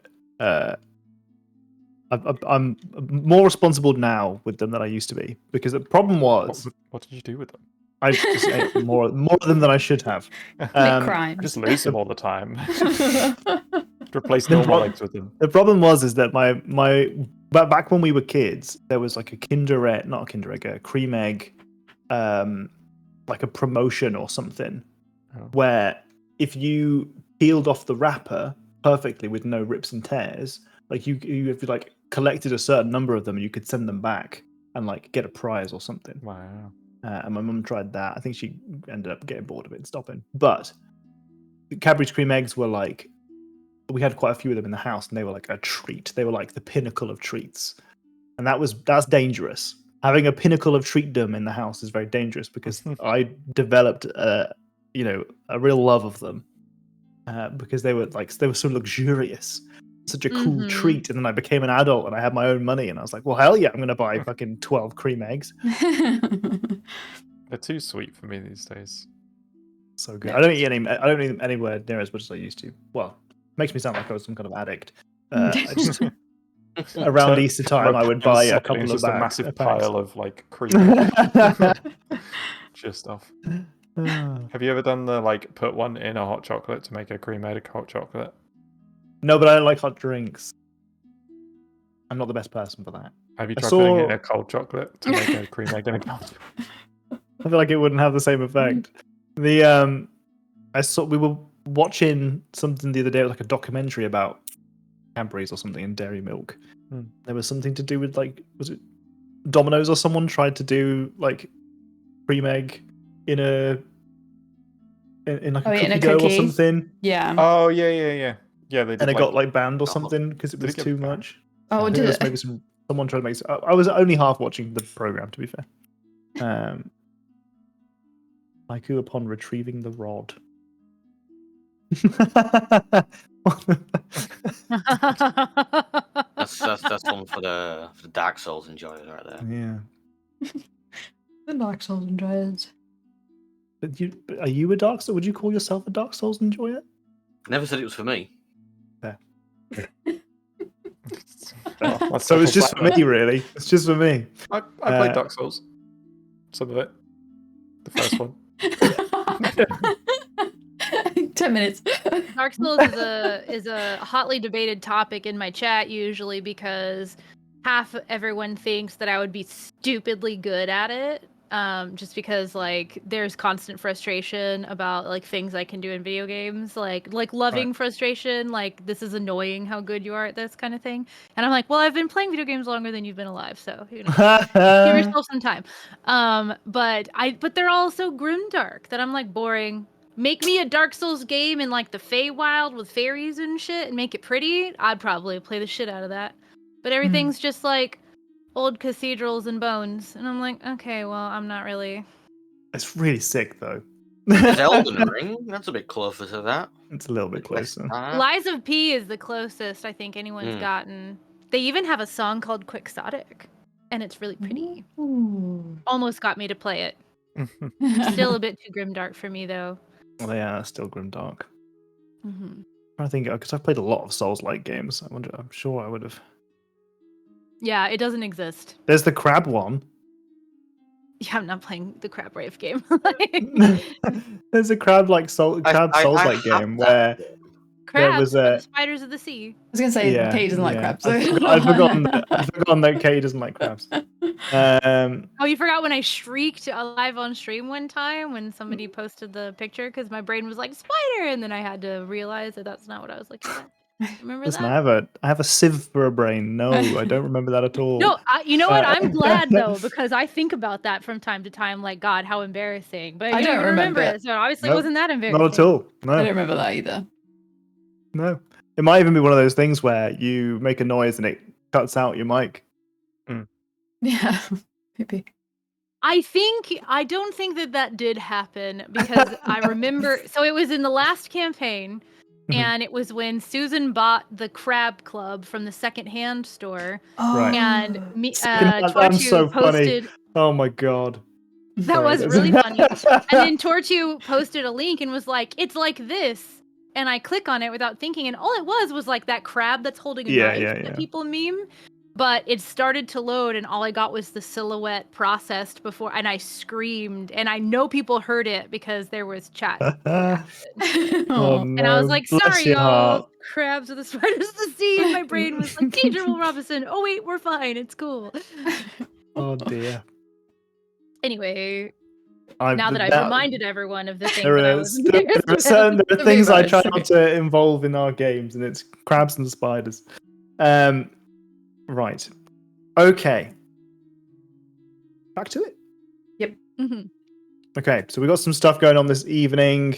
Oro said she'd come up with something. Yeah, I'm gonna, because I got that ring of feather falling now, and I'm gonna spend the evening like practicing with Nugget and being like, okay, this is what it feels like when I suddenly fall, and this is how I'm like teaching myself how to like land and like maybe in cool ways, and like thinking how this would go in battle. Yep. And also, if I happen to land near where Athale may be, near where, you know, then you know, It's a whole town you could practice this in. yeah, we've got to practice everywhere, you know, by water. Gotta make sure I know how to land. There's so much water. Yeah. We gotta practice Nugget's water landings, you know? Yeah. Yeah. Just like Nugget coming in with this big wall of water everywhere. Like a log flume. Your hands and arms relaxing? inside the bat. Okay, so Haiku. You're gonna go spend some time at Honu's Herbalism. It's board game night. Mm. How are you feeling going into this? You haven't had a chance to catch up with Honu since you come back. It's been a little bit since you've been here and had a chance to actually probably attend this. Yeah, But yeah. oftentimes in the past you would bring along a board game or something. You got nothing now because your shelf's so empty. No, it's all gone. So I'm gonna have to explain. Yeah, a very brief overview as to what happened. We don't need to go into details. It's not the place for it. Sure. So you attend, and today you are in the presence of not just Honu, but he's got some other guests with him today. He's also got someone called Bill Fitz Stormkettle, who is the local alchemist. And he's also got someone called North South. Okay. North South is, as you come to find out throughout your evening, he is an apprentice wizard who is essentially on his placement year at the college in Suzail. And he is interning with the local war wizard for Nesmith, who's called Fantastico. Okay. Are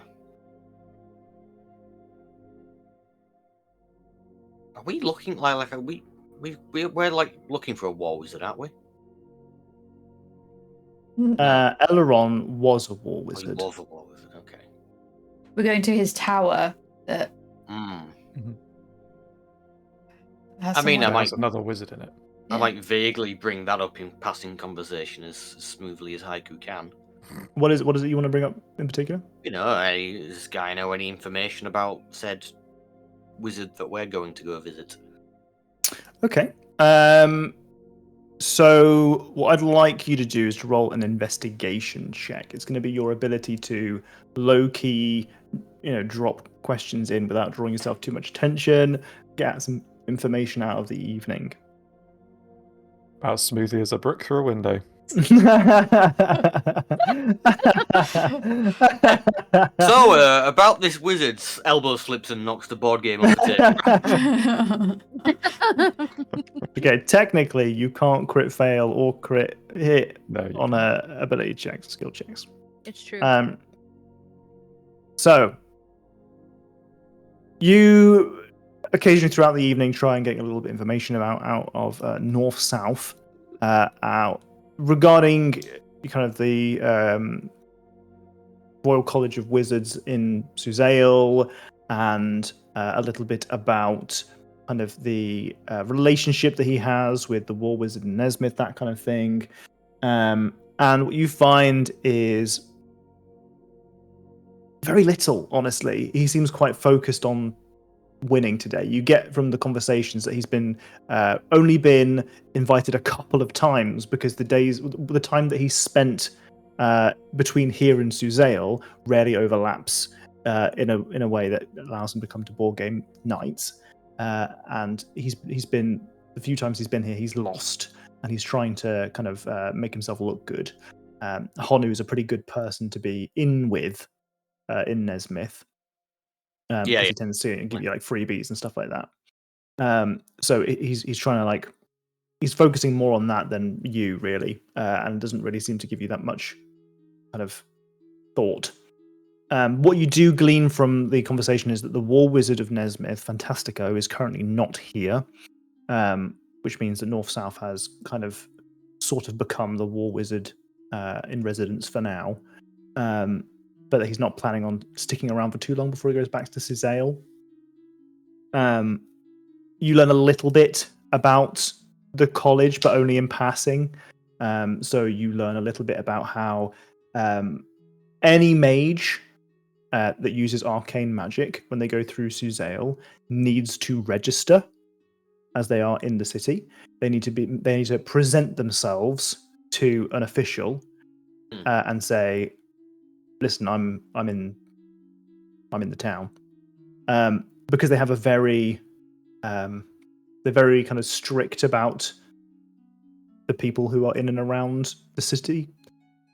Cormier has a history of a tumultuous history, and having adventurers willy-nilly walking around without having like a license, for example, is something that they are quite on top of. So arcane spellcasters in particular need to kind of present themselves as they enter the city. Ethale will have done this previously. I would have done this. I'll make a note to sort of quickly run it over with Neroli. Well, so she's an arcane spellcaster, so no, technically you would fall under that remit, wouldn't you? As a sorcerer, Fall under what? as an arcane rather than divine magic. Sorcerers do count, I think, as arcane, but I don't know if divine soul sorcerers are a little different because I do have access to divine spells. I think She it'd also be have a access to non-divine spells, though. Okay, fair enough. Is there like a caster registry? Sorry, I was reading chat because I was like, Haiku is going to tell me about this later, or he won't. And in character, I don't know this yet, so I was doing that. Is this like a registry, a caster registry? I feel like when I paid for my license is when I would have been put on that. No, so this is something. So it's specific to Suzale. So being in the city. Oh. You need to every time you're in the city, you need to present yourself as and there are a couple of different people that you can do it. You can go to like the port or a local lord. It's just so that they're aware of the comings and goings of mages specifically. Okay. And being once you are registered, you are allowed to attend the meetings that they hold every 3 weeks.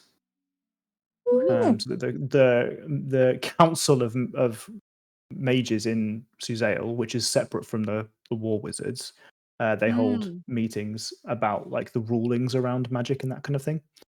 So you learn, given that you rolled a 1, a fair amount. Not what you were looking for, but you still managed to glean some info. It might be useful. Do I know if magic, you're allowed to use magic in Zazale, or is it like no magic inside the walls? So using so when you're in a city, in I suppose really in towns as well, unless there's a specific like rule or whatever in place, you're expected to have restraint on your weapons anyway. So you're supposed to have like peace guards and stuff on your swords, so you can't easily bring swords out of their what I'm looking for, what's the word? Sheath, that's the one. Magic is fairly well regulated, but it's like if you are if you're registered, then you're like you can use magic, but you'd be expected to do so with restraint. If there was any reason for them to suspect that you've been using it without good reason, then you might find yourself in some trouble.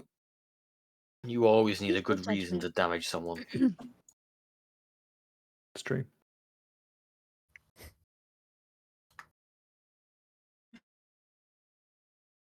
Just nonchalantly drop that.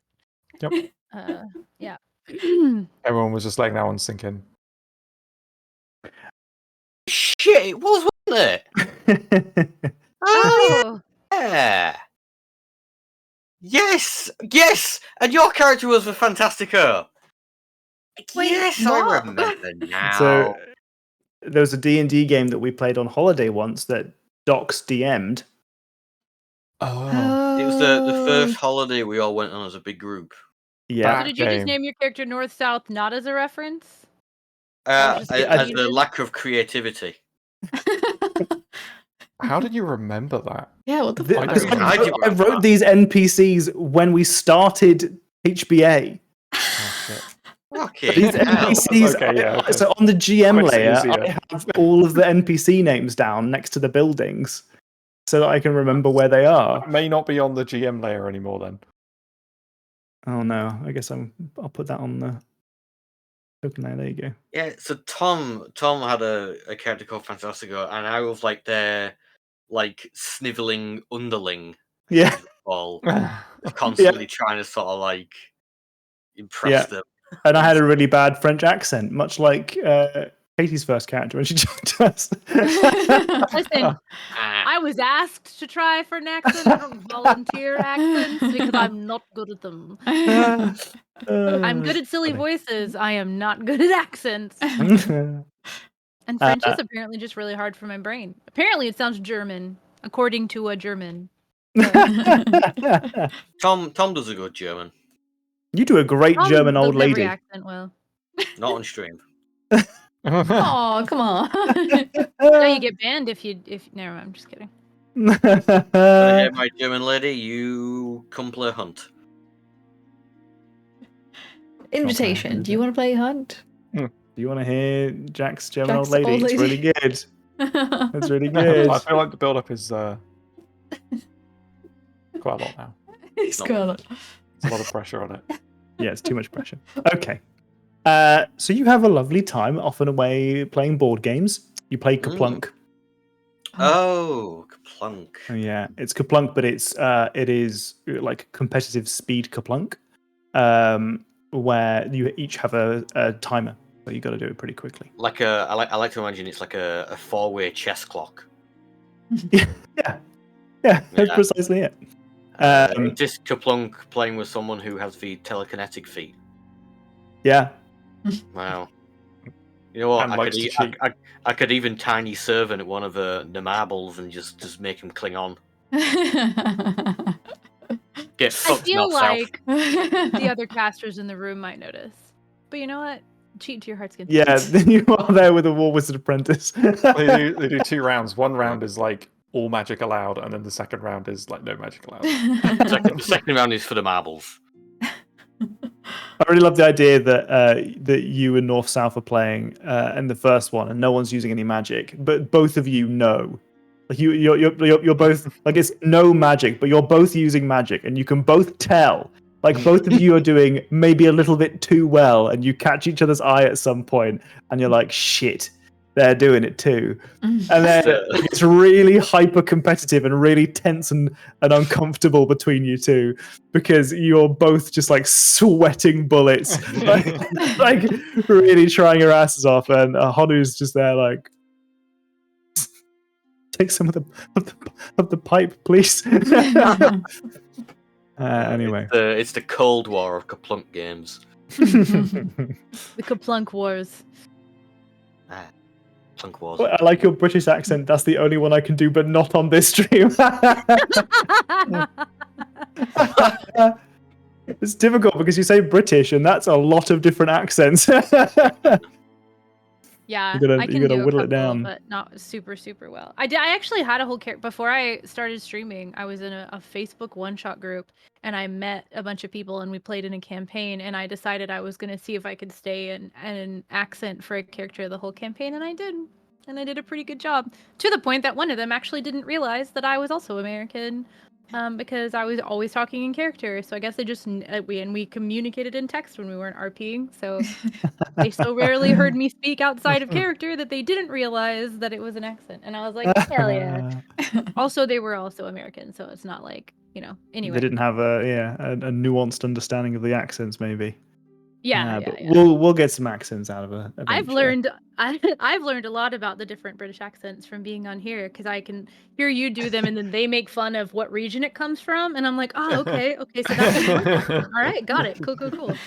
We're immersion learning right now. I'm really glad that I managed to, with that encounter just now, just kind of said, oh yeah, this is what this is the information that you get. We didn't have to RP it, because I would have had to try and, I mean, I do a northern accent all the time, but it's not a good, like, authentic northern accent. It is a weak mock northern accent, and North South was Jack. So difficult to emulate. Anyway, so you have a wonderful evening playing. It gets a little bit sweaty, and not in a fun way. But everyone leaves in everyone else's good books in the end. No feelings were harmed in the end. You guys spend so much time being competitive with one another, you don't realize that Honu has won. God damn it! That guy always wins somehow. Yeah, you guys are cheating, but he's been cheating at it for a lot longer. Two cancels each other out, because it's like you're trying to like pull a thing out and they're trying to push it back in, and it's just like. Wait, are we still playing Kaplunk?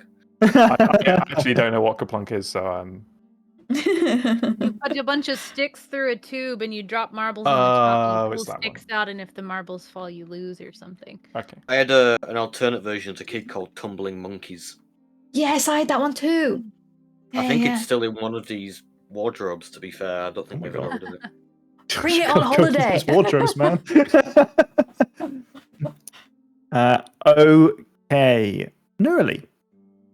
You are at the Temple of Timora. It's at this point evening into late evening, so there's not very many people around. And you see that you have the company of one of the clerics of Timora here. They introduce themselves as Kite Lightfellow, and it is spelled Qite, Lightfellow. And they are a kind of a gnome cleric. They walk along and they're wearing kind of traditional cleric garb, in that they have a long robe and they've got like a kind of like the it's clear that they are like a high priest. Or at least Like vestments or whatever yeah, they're called. yeah, the vestments. And they kind of shuffle over to you, and hold out a small bowl for donations, and then they kind of put it down on like a pew next to you, not to like pressure you, but to walk away. And they kind of shuffle off behind the altar. And leave Oh, you in excuse peace. me. Hello. Hi. Can I ask you some questions, actually? I'd be Yeah. happy to donate too. I don't know what the appropriate donation would be.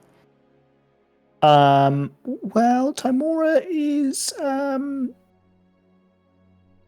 you unless you're an acolyte, you can donate as however much you like.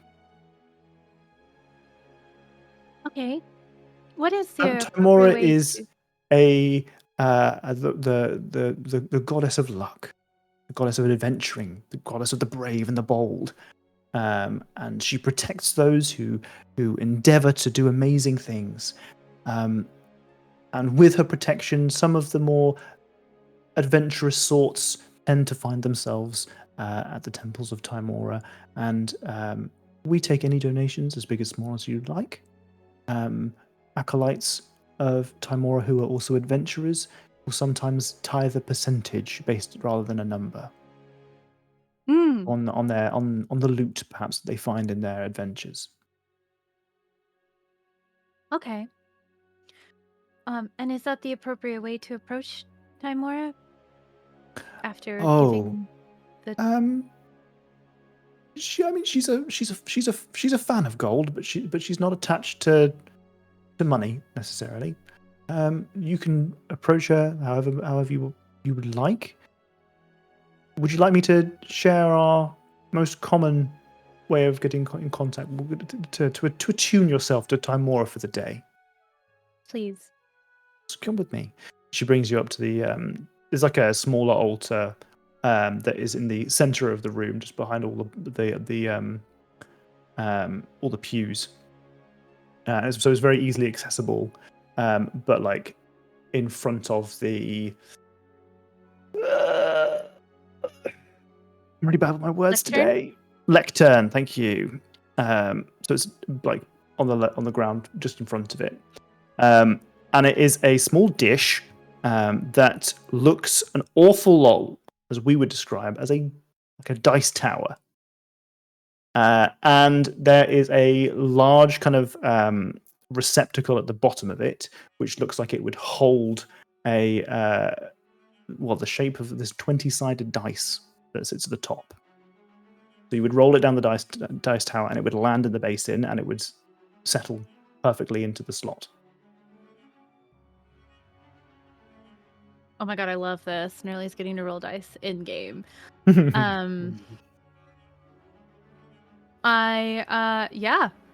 I'll follow their directions, rolling the thing if that's what I'm supposed to do first. Yeah, absolutely. So what I would like you to do is to roll a 1d20. Okay. Oh no, I accidentally muted it. There it goes. Oh, why am I typing like a plebeian when I can just press the button over here? Pacha. And A 3. she True says, kitty fashion. perhaps today you have used up all of your luck. Perhaps already Timora has smiled upon you. Oh. I can see how that would be.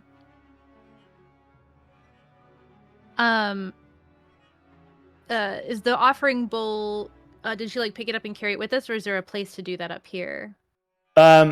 She kind of left it on the pews. She's not pushing for money Mhm. necessarily. Yeah. I'm actually looking. I should have thought of this ahead of time. I'm thinking of something. I don't think I have anything that'd be more interesting to give her of my own. So she's thinking about the tithing situation. Mhm. So I'm gonna take out. I'm gonna reach into the bag of holding into my specific bag of the earnings that we just got, Sure. and she's like, "Well, if it's a percentage, this is what I got today," and she's gonna pull out 50 gold. Cool. Lovely. And either if they will fit in the bowl, great, and set it down, and take out some of the moon water that she makes, Mhm. and just kind of like wash it in the moon water and prestidigitate everything dry, and kind of offer that up. So you feel kind of touched. You feel as if there is. It's clear to you that every time so far that you have reached out to a new deity, and you have made an effort to do so, rather than just being like, "Yo, Yeah. you up there?" You've made a concerted effort to try and to reach out and honor them, and you feel that sometimes they've reached back. You remember you communicated with Ogma, you made a prayer, and in so doing, you received a bit of kind of direction, and that felt helpful or important at the time. And right now, you kind of feel like you find them maybe a little bit lighter. You get inspiration. I already had inspiration. Can I give it to somebody else? Yeah, okay. Ooh, does anyone not have inspiration? I have it. I've got it. I have it. I will allow you on this one opportunity, because this is a Timora's boon specifically. You can have an Mhm. overflow inspiration. Okay. That is not something I will be doing on a regular occasion, on a regular occurrence. This is a one-off. You up? Hell yeah. And I'm just gonna have a little conversation with her, kind of explaining like, let's see, actually, what would Nerly say? Would she say it out loud? Does this feel like a particularly quiet place, or more like Yeah, no, it's quiet in here. okay. Then I think she'll do more like internal speaking to them in her head, and she'll say, "I'm sorry that I don't know you as well as I should. I was misled for a long time, and I am coming to a point where I've decided it's time to learn more about the other divine beings that exist in this world. Thank you for this connection that we have made. I think that I feel it anyway. And I don't know exactly how you work, but if you could help me keep my friends safe, I would appreciate it." And just kind of sit quietly and maybe chit chat with Quite for a bit, learning a bit about Timora. Yeah, you and Kai have a nice little chat. You learn a little bit about their ways. You learn that there is a temple to Timora in Suzail. It's a bigger a bigger deal. But you do kind of learn a little bit about how Timora is associated a lot with luck and adventuring and that kind of thing, and that it's quite common for like halflings and their ilk to worship. Okay. All righty. Now, how are we doing next? Are we doing Athale or are we doing Oro? I don't know. I feel like it has to be a fail so that Oro can decide what Oro is doing. Maybe a good idea. Maybe we have to do it simultaneously then, huh? Okay. So, Athale, you've expressed to the squad that this evening you're going to go hang out and dip your toes in the water, see the waterfall.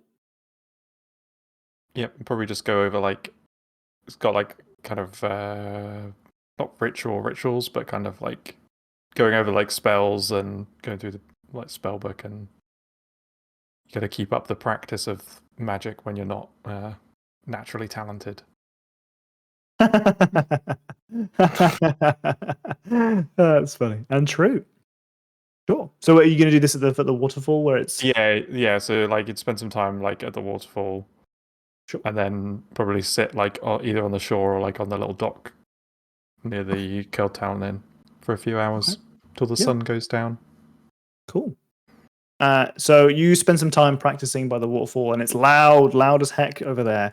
Loud enough for you to not really bother anybody by casting any spells or practicing any spells that are particularly loud.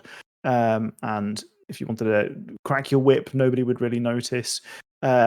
You spend a decent amount of time there, and it's nice and comfortable. You get a little bit sprayed, but it's nothing that you can't handle. It does splash. And you find yourself back at the dock, where you're not really accompanied by anybody, but you can hear plenty of noise coming from the inn. Oro, what are you doing? Oro sees more than she bargained for. Right. Can't see. I want to test my feather falling ring. Yep. I obviously want to test it in a way of building up rather than starting really high. Yeah. So Aura puts on a swimming costume and goes to the water, as that's probably the safest place to test such a thing. Sure. Yeah. So are you doing it from the cliff, or are you doing this from the I'm beach? gonna start at the bottom. Okay. Yeah. So it's not something that you notice with its efficacy. You don't really see it from like a standing jump, for example. No. But you do feel as you do like a running jump into the water that there maybe there was a little bit of a slowing when you did so. After a little bit of practice, you stop finding places that you think you can. Climbing up a tree is awkward. There's no other like high rock around that would be safe enough to jump off of. So you have Nugget fly you up a couple of feet. We're talking like 6 foot, not very far, and then you jump off and into the water. And sure enough, the featherfall ring glows, and as it does so, you find yourself slowly, gently falling down into the water. It doesn't stop you from falling into the water, but you do fall at a much slower pace. The ring is working. You continue throughout the evening, practicing it a little bit higher each time. And sure enough, there's no kill switch in it where if you fall from a certain height, suddenly a curse kicks in and kills you. You're fine. Or you haven't found the height yet. It just works. And yeah, you have a nice time kind of flapping around. And as you do so, you find yourself reflecting on the Bramblewood Grove where Thistle makes her home.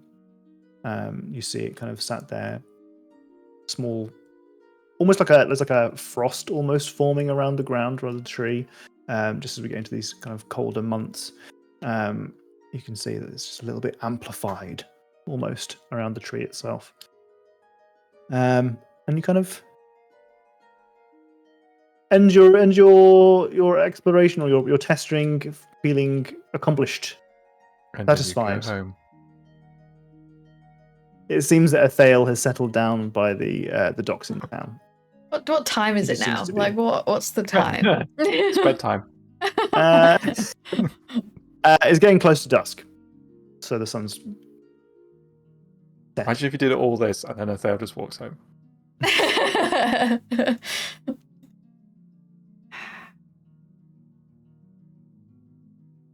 I go up, like, I do one last jump, and then I go up on Nugget to check on Athale, just to be like, and see if he's like in something right now, if he's doing something, or if he's like notices me. Or What's Athale doing?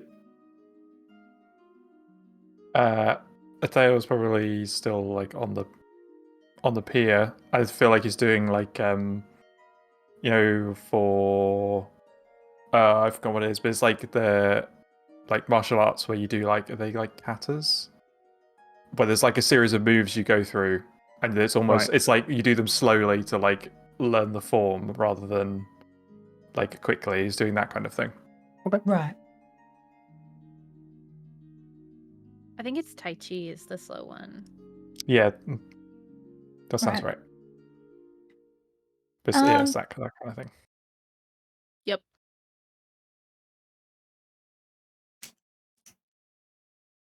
I think Aura's gonna go back. I think she's contemplating between bothering him and being like, I don't really know him well enough to be really up in his grill. Sure. We've been together a lot the last however long it's been. I'm just gonna go back. I'm down. I'm down. I'm down. Yep. That's true. Dunking in the river will do that to you. Okay. Dusk falls. We find Haiku is still at Honu's. At this point, you've probably got to the point where you're a little bit you're done. Your social battery is tapped out, but you're content. You're sated, not depleted, and you find your way back to the manor. At the same time, you bump into Nurli, who's finding her way back, and you see a comfortable sight of seeing Oro fly back to the manor on Nugget as well. Athale, what you doing? Mm-hmm. I would like to go behind the Keltal Inn, please. Okay. You find your way behind the Keltal Inn. There isn't. Well, this is quite a green space usually. Lots of kind of like bushes, that kind of thing. And previously, we've had Nurli in and around the space. But what you've seen now is that they've kind of cleared it out a little bit. Some of the lower, smaller foliage has been trimmed back. And it looks like they were trying to make it into like a beer garden sort of situation, but they haven't really pulled through with it. But you do see a figure in amongst the trees. It looks like somebody is smoking a pipe because you can see a little bit of light. It doesn't look like they're trying to necessarily be super duper kind of sneaky about it. They're just out there having a cigarette, as it were. Does it look like does the outline or like from the like lighting up look like pointing? Yes. Yeah. So they'll just like not like marches over, but just like casually walks over, but like directly, not trying to be like nonchalant or like sneaky. Sure. Okay. Pontin stood there smoking his pipe, sees you come forward and kind of coughs to himself and walks towards you, and he holds his hand out to shake it. Well met. Yeah. Shake it. I was impressed by your showing today, the Q&A. It's nice to meet some like-minded adventurers. Your compatriots seem capable.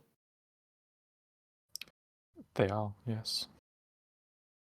I'm sure you heard as we were answering questions, and I'm in a bit of a sorry state earlier, that our wizard unfortunately passed away. Terrible incident. But when one door closes, a window opens. A window of opportunity. What is your offer? We'd like for you to join us. We're willing to offer a 10,000 gold sign-on bonus. And we recovered some of the magical items that our wizard lost, including a spell book, unfortunately not his wand, but some other bits and bobs that we had kind of in our bag of holding. Those are all yours if you're willing to sign on for a year with us.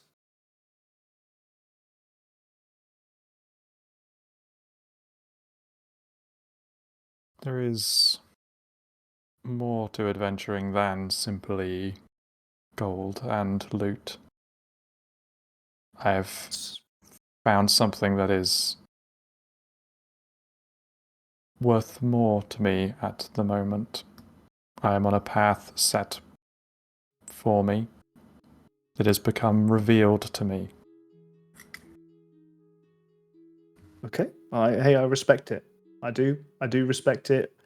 I'm not here to, I mean, I suppose I'm trying to poach you is what I'm trying to. I'm headhunting. Think of it that way. I'm headhunting. No bad feeling, no ill will. Feel free, if In you different ever. times, I may have taken this offer. Yeah. I mean, But- you seem good at what you do, and quite. We would have quite happily taken you on. If you clearly feel a different way, but I'll give you just a tip, a heads up. You should go. Well, I mean, you've spent some time in Suzale. Mm-hmm. I'm already familiar with your work, but I know what you do. You're good at finding things, specifically magical items. Yes, that is. You need to find Sub Rosa in Suzale if you're ever looking for work. She's got some big contract out, finding some magical item. We've worked with her before, but without our wizard, we'd be useless. I haven't looked into what the quest is, but I heard the payout was big. Can I do an insight check? Yep, 100%. Because Ethel does not trust this level of lead being just handed. Yeah. Never mind. Fucking hell. That's the rare 0. Literally 0. Ooh. Crikey. Okay, question. Mhm. How important to Ethel is this insight check? I don't think it's super important. It was more like, Okay. is he suspicious of this offer, or is he just just this is someone's just clearly down on their luck a bit, and there's camaraderie between adventuring groups kind of thing. Sure. Yeah. And it feels Okay. this is just someone, being direct and being, not trying to poach in a subvertive way or anything. Right. Oh, well, I mean, with the big Just, fat 0, I can tell you that you don't know. He is from, you've met him twice today. One time he was down in the dumps and drunk, and this time he seems to be kind of not a different person, but it's a different page in the same book, and it's kind of hard to tell what the themes He's of sobered that. up. Yeah, he's definitely sobered up, but it's hard to tell what the themes of this particular novel are. So it's hard to tell whether or not he's being genuine with you. They will be probably wary then, but Sure.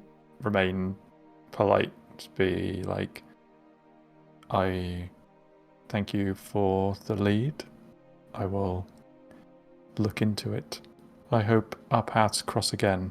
Hey, you tell her that Fontaine sent you, because then if there's a finding fee, I might get some cash. I will. Cool. All right. Well, best of luck to you and the completionists.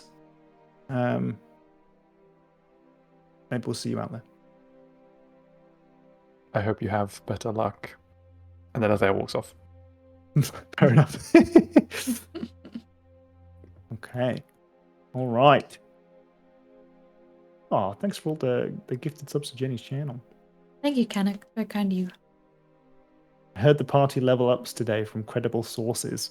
Wouldn't want to make Mr. or Mrs. Credible Sources a liar, would you, Tom?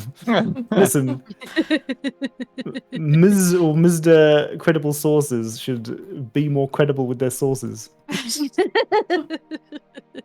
They are credible by definition, Tom. That's not true. Something's name doesn't necessarily describe them. Oh, it does. It absolutely does. I lift up cars all the time. You think people would just go on the internet and lie? Yeah. Have a little faith. No.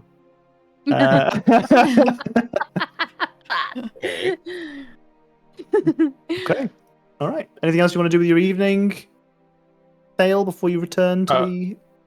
Althea would probably like report back to the group now. Oh, Aura's waiting up for it there. Can I? What role would it be to see if Athale has like noticed? Is it obvious to Athale that Aura has been like hovering and hanging around and like roll a more perception check just to see. And Oro, are you trying to hide when you're flapping around? No. Okay. In which case, yeah, 22 will do it. So you've noticed Oro flying around, probably in your vicinity more than not. And whilst she had a pretty good reason to be doing what she was doing, I suspect it's not impossible that she'd noticed your absence, and so maybe you're not like 100% certain that she was stalking you, but there was some coincidental hanging in your vicinity. If I like come back in the manor and Aura is like still up and just like waiting near the door, like I think if I was just going to assume that. Sure. Yeah, she sat at the front door with Nugget, trying not to fall asleep. It was like, oh. I feel like dusk isn't super late, right? Or is dusk really late here? It's not super late because it's winter, so it's not super late. Yeah. I've been I feel like I'm diving for inside hours cooking though. dinner. That's fair. Yeah. It's pooped. You're just worn Swimming. out. You guys don't sleep that long anyway, because when you're out on the road, sometimes you get a little bit drowsy. It's like you all rely on the adrenaline of fighting all day, and then you have a day where there isn't loads of fighting, and you just poop. Yeah. God, That that's is too real. extremely unhealthy. Yeah. Why do you think adventurers retire young? Cortisol pumping through your I think veins. most of them just die. When they don't die. Yeah. Yeah. I said retire. I said retire. If they see too many of their friends die. Yeah. Mm-hmm. Eventually, the adrenaline can't carry you through anymore. So if Aura is by the door, Althea will be like, I thought you might be here. Why did you catch on to me stalking you all night? I've noticed you were more around than I might have expected. Oh, what were you doing? The drunk adventurer on the stand on the panel gave me a note and asked to meet behind the Curled Talon Inn. Oh. He wanted to poach me. Oh. And And I have said no, oh, but he has given me a lead for work in Sazale. If we wanted some extra coin. I mean, we'll be in the area. So you didn't want to get poached, huh? How come? I have found something worth more than gold and items that they were offering. Is it friendship? No, No. it's purpose. Then what is it? It is the path I have been seeking for some time. Maybe friendship too. Okay. Glad you're back. Good night.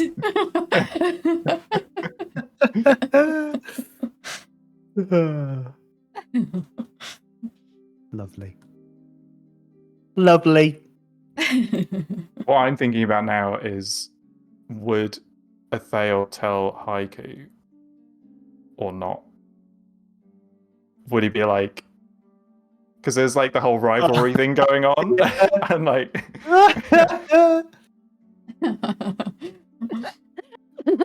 I mean, I don't think he would not say. If we take the quest, there's going to be some point along it, whether it be at the start or at the end, where there's going to be an awkward interaction between the two of us.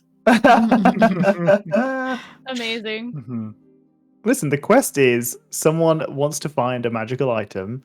mhm. Athale's job for the last however long has been finding magical items. And I Makes collect them. Once they are found, they are brought to me. Yeah. We are Yeah, the perfect. you're not a through person. Like you're not. I'm loving the React enemies to sure. lovers we're setting up here. Yeah. In the Yeah, you- end, they're the collector, like the finder and the collector. It's perfect, right? Aw. Wow. Yeah.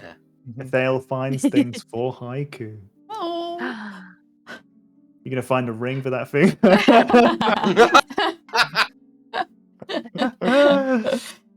Can't tie haiku. Something. He'll find a ring anyways. Oh my god. Jesus.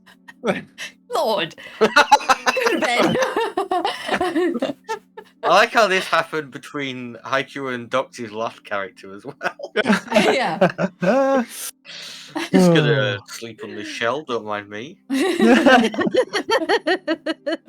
Amazing. Honestly, it's to figure out what the items do. I promise. I need to touch all of them.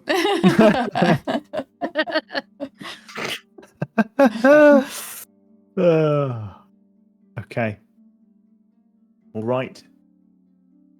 You each have a wonderful night's sleep. hmm Yeah. I want to cook everyone like a nice, like not on the road meal before we go to bed, Lovely.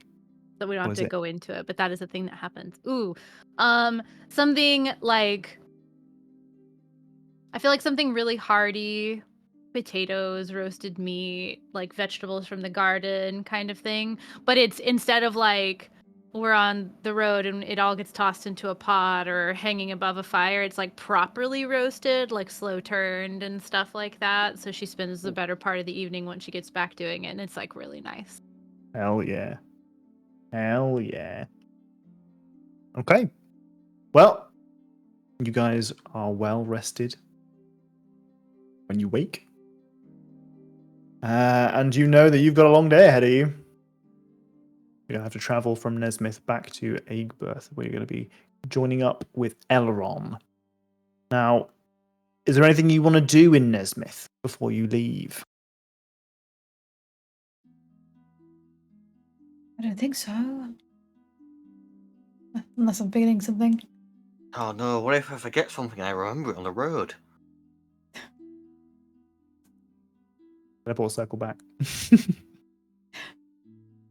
Depends how I far want to away we are. give I want to give Evelyn some gold for her friend to get good adventuring gear. Okay. I'm not gonna give her as much as we did for Evelyn. She's gonna get 100 gold out of me. But That's very so generous, though. It's still a lot of we're money. rewarding thievery. Because, so here's the thing. in Neurali's mind, she's like, this is a good, skilled person to have Evelyn party up with. So I want to make sure this person has some good supplies too, so that they can keep each other safe.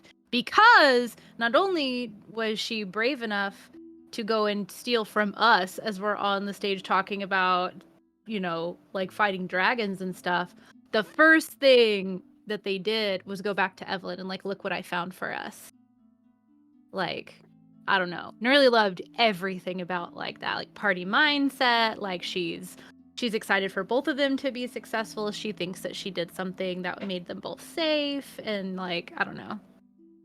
Nerly's into it. She's like, fuck yeah, this is a good. I want Evelyn safe, and this is a good person. I to now work with her, propose hopefully. that what we do every time we play, we have the blushing kiss, and then on the alternative weeks, we've got what's Evelyn up to? Oh shit.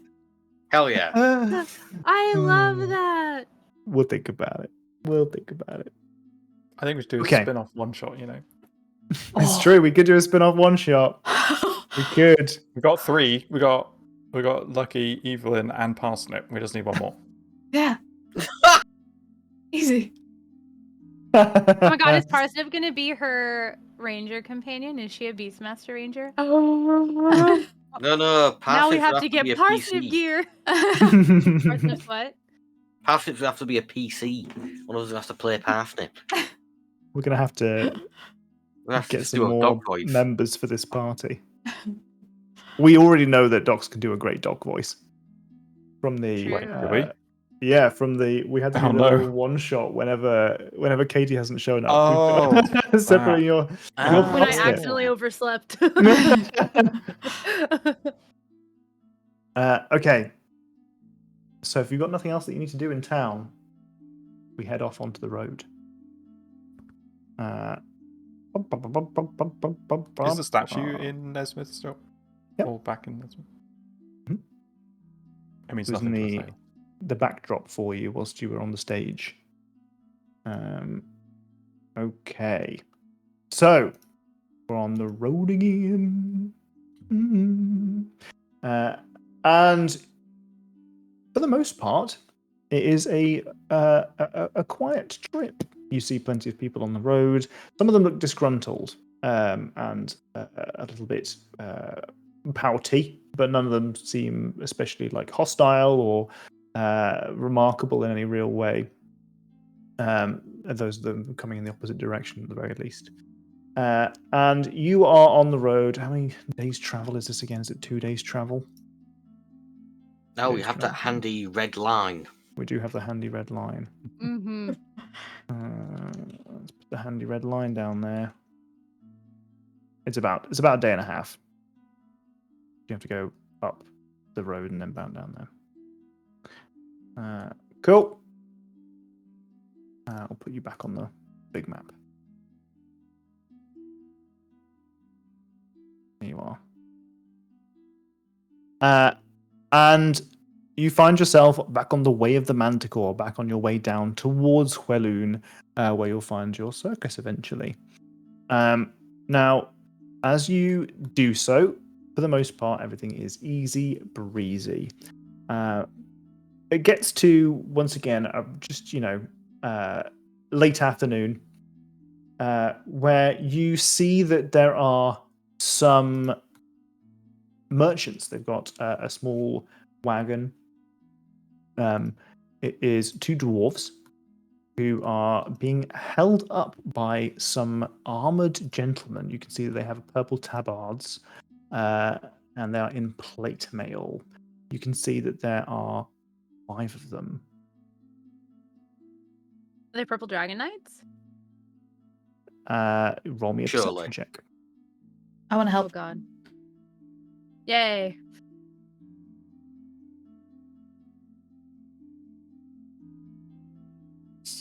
Yeah, you can tell without a shadow of a doubt these guys are purple dragon knights from your time spent amongst their remains in the ruins of the Enclave. You can tell for certain that these are purple dragon knights. They seem to have stopped this particular wagon and are talking to the dwarves in it. It's Well, a we're double still 5, pretty rounds far to away. 4. When you said Okay. held up, I assumed like bandit Like this held is a up. stick up. Yeah. They have halted them and are talking to them. Mm-hmm. I mean, it could be bandit sticker. We don't know how deep this corruption lies. That's what I thought. I thought they fallen far, you know. Do we want to? What do you think? Go ahead. Do we want to go up to them? Do we want to disguise ourselves? Do we want to avoid it? They're not gonna recognize a fail. At least, if they recognize a fail, it's not going to be to do with us. And Yeah. I'm practically a different person with an empty shell. It could be any turtle. Could be any. Any talk. Can be any turtle. I'm Sonnet. There. Another Who's- turtle who's specifically that? from your family. Yeah, it's one of the named ones. Is that another Stanza. cousin? Must be a cousin. Yeah. I've got my I think glasses I you- can put on. They have the nose and the eyebrows. They won't recognize me. Yeah, Nugget. I've got a clown costume that I just brought. I can put it on Nugget. We're going to the circus. Giant bat in a clown costume? No. Yes. Just a clown.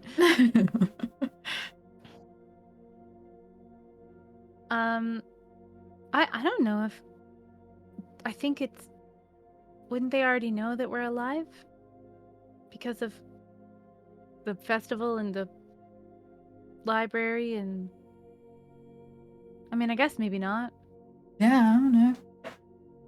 Do they have a some sort of system that they can send messages to each other instantly? In like a There was a device? spell for that. Like the everyone would know, like every different party would know, like all the different groups. Be like, shh, look out for the squad, you know. The squad. Maybe. And is it We- all we of them just that's hit them by surprise. boo? We'll help this corruption root and stem. I mean, we could just. I mean, we can try to disguise ourselves if we want. If we're already on the roads, they probably already saw us at least a little bit, and if we show up looking different, that might be suspicious. But maybe they weren't paying attention at all. But I was just thinking we could just kind of walk by slowly and listen to make sure that there's nothing bad happening. Okay. So long as we aren't actively staring at them. Listen with your ears, not your eyes. Mm. Okay, what is that? That's the plan then? You're going to just try and walk past? Yeah. With disguises or no disguises? It's a very complicated plan. Very nuanced and in depth. No disguises, but Ithael's gonna be the one closer to them as we go past, and then we're gonna sort of walk in a way that You're gonna try and like walk like that so that like a Thale is always between Yeah. you and them. Yeah, Exactly. Yeah, I don't think that's going to Forced really work for the perspective. entire party. Yeah, maybe not for some of the larger Well, ones. They'll be able to Uh, see there's a turtle there, but they won't necessarily see your features. Exactly. Exactly. But they might hear your features, and then you know. They might Hear notice Hear the your back. features. What's to me? They don't have the items on their back anymore. They're nowhere near as Yeah. clattery as they used to be. Just a gentle, you know. Yeah. Dink, dink. Okay. So you That guys is get a literally little the bit best close then. disguise for haiku. Actually, is the loss of all their items. Yeah. So Unrecognizable. You hear a little bit of a conversation as you get a little bit closer, and you hear the dwarf say, "But there's never been a toll on this road before." And then you hear a bit of a grumbling coming back from the Purple Dragon Knights, and then I refuse. I don't think I should have to pay this. And you get a little bit closer, and you can hear that this is getting a little bit heated now. It appears that the Purple Dragon Knights are asking this particular merchant couple to pay a toll for the road. Do you remember? normal. remember that when we went to that place in the clouds, and I got very annoyed at people being ripped off at buying the cloud juice when it was just was water basically. Nope. Yeah. I feel like Round trading standards haiku slipping back. Trading standards. How many versions of haiku? Like, is there actually like a normally a toll on this road? You've travelled this road enough times to say with confidence that there has not been a toll. It's gonna be really hard to not get involved. Yeah. Wow. I mean, obviously, all of us who have walked this road before are like, that's not normal. You know what? I'm just gonna leave it at haiku twitches. I mean, surely we're going to get stopped for the fee too, as well, right? We're going the other way. We're not? That'd be interesting to see Are if they you just still let going? us pass. I mean, if you're just going to continue walking, one of the purple dragon knights turns around and inspects you as this conversation is ongoing.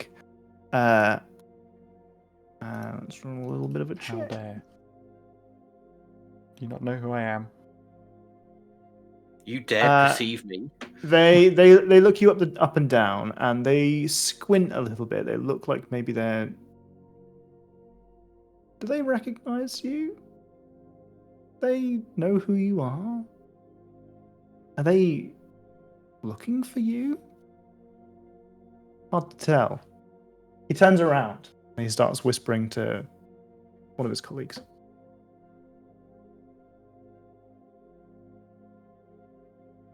They looked at us funny. Also, it's weird they're not asking us for a toll. So anyways, I started blasting.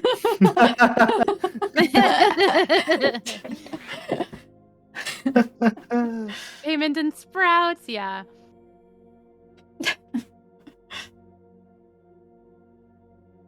Should I talk to them? You see another one of the purple dragon knights look over this other guy's shoulder and eye you up for a minute. And raises an eyebrow. We've and got to go turns away whole again. fucking hog now. We have no choice. Speed walk. You turn around. You How hear, versus encounter Tom's prepared. you hear the dwarf on the cart say, well, why aren't you stopping them? Don't they have to pay a toll too? And you hear one of the dragon knights respond in time. No, it's for people coming out of Welu, not going in. I'm thankful that was the reason. Good, Early wants to stop this. It's clearly a shakedown. I'm in the same boat. Nerly had asked earlier, should we do anything? If nobody says no, she's gonna end up talking to him. So give me a few seconds. I give Nearly a look. It's the girl look. It's Okay. that we're on. It's the look It I is- usually give when you shake your head. It's that look.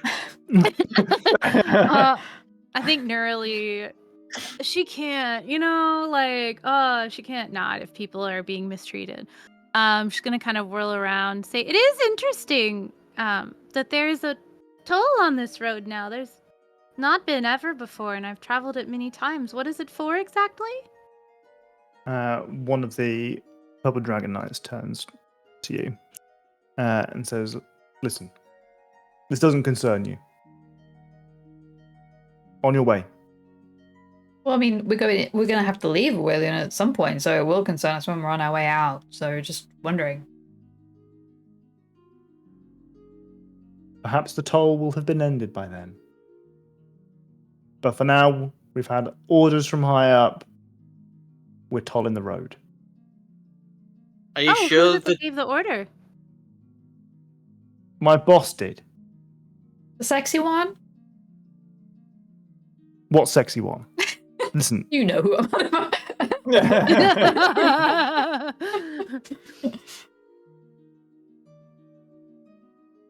I just imagine the guard, like they're actually a purple dragon knight, but they are shaking people down, and they're just so fucking fed up with people talking about Garius as being really hot.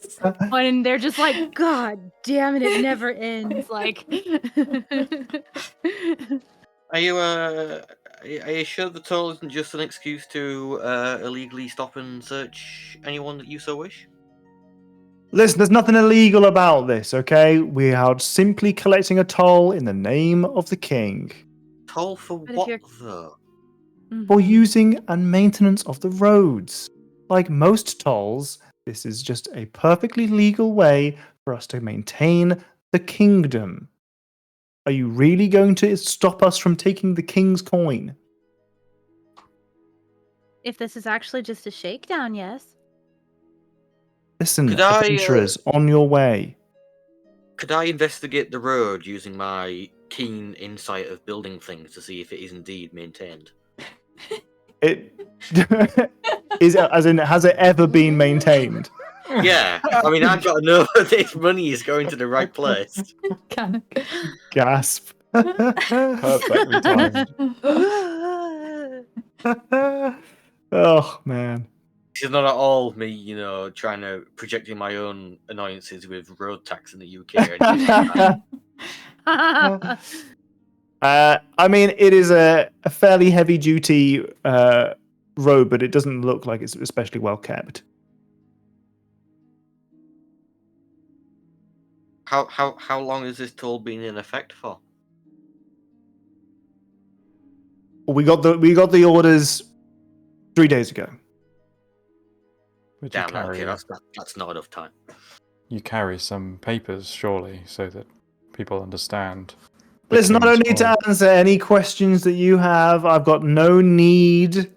I'm leaving Okay. Walloon, and you must toll me, and I want to see your papers. I've seen you coming from the other way. I've turned around.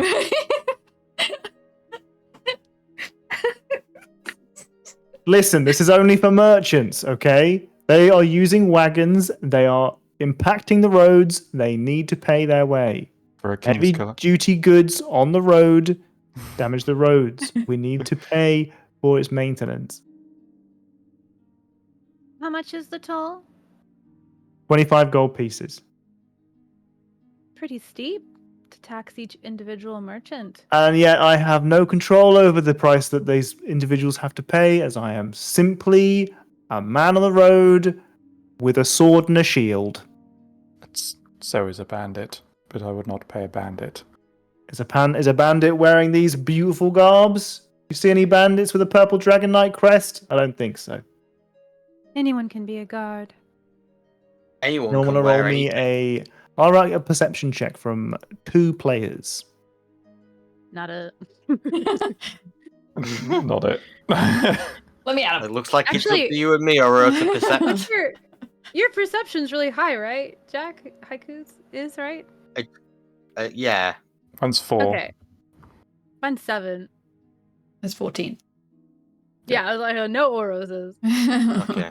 I'll help It's Aura. 14? Fuck me. Holy shit. Oh, yeah, help it out. Stop Rogues, doing man. perception checks now. Yep. It's too late in the game. A few int checks every now and then, you know? You see directly into the guard's soul. You know, I mean, it's getting dark at this point, but the DC was high, but it wasn't 30. So It wasn't god level. you see that he kind of points and he goes, you don't have to you don't see bandits wearing this kind of armor, do you? As he lifts his shield, you see that there's damage to the armor. You can see that there is a tear straight through the plate. It looks like that of some kind of claw or a talon. Whomever was hit whilst this armor was being worn must have taken quite a significant beating when that talon went through. They stole it from the freaking dead. Oh my god. Sorry. I don't My- know this, so. Oh my god, what happened to you? I was stabbed. Stabbed? Yeah, some bandit with a sword stabbed me. That's That's like, why we need to toll these roads so that we can better afford to pay the Dragon Knights to come out here and defend the innocent. How much do I know about the Dragon Knights?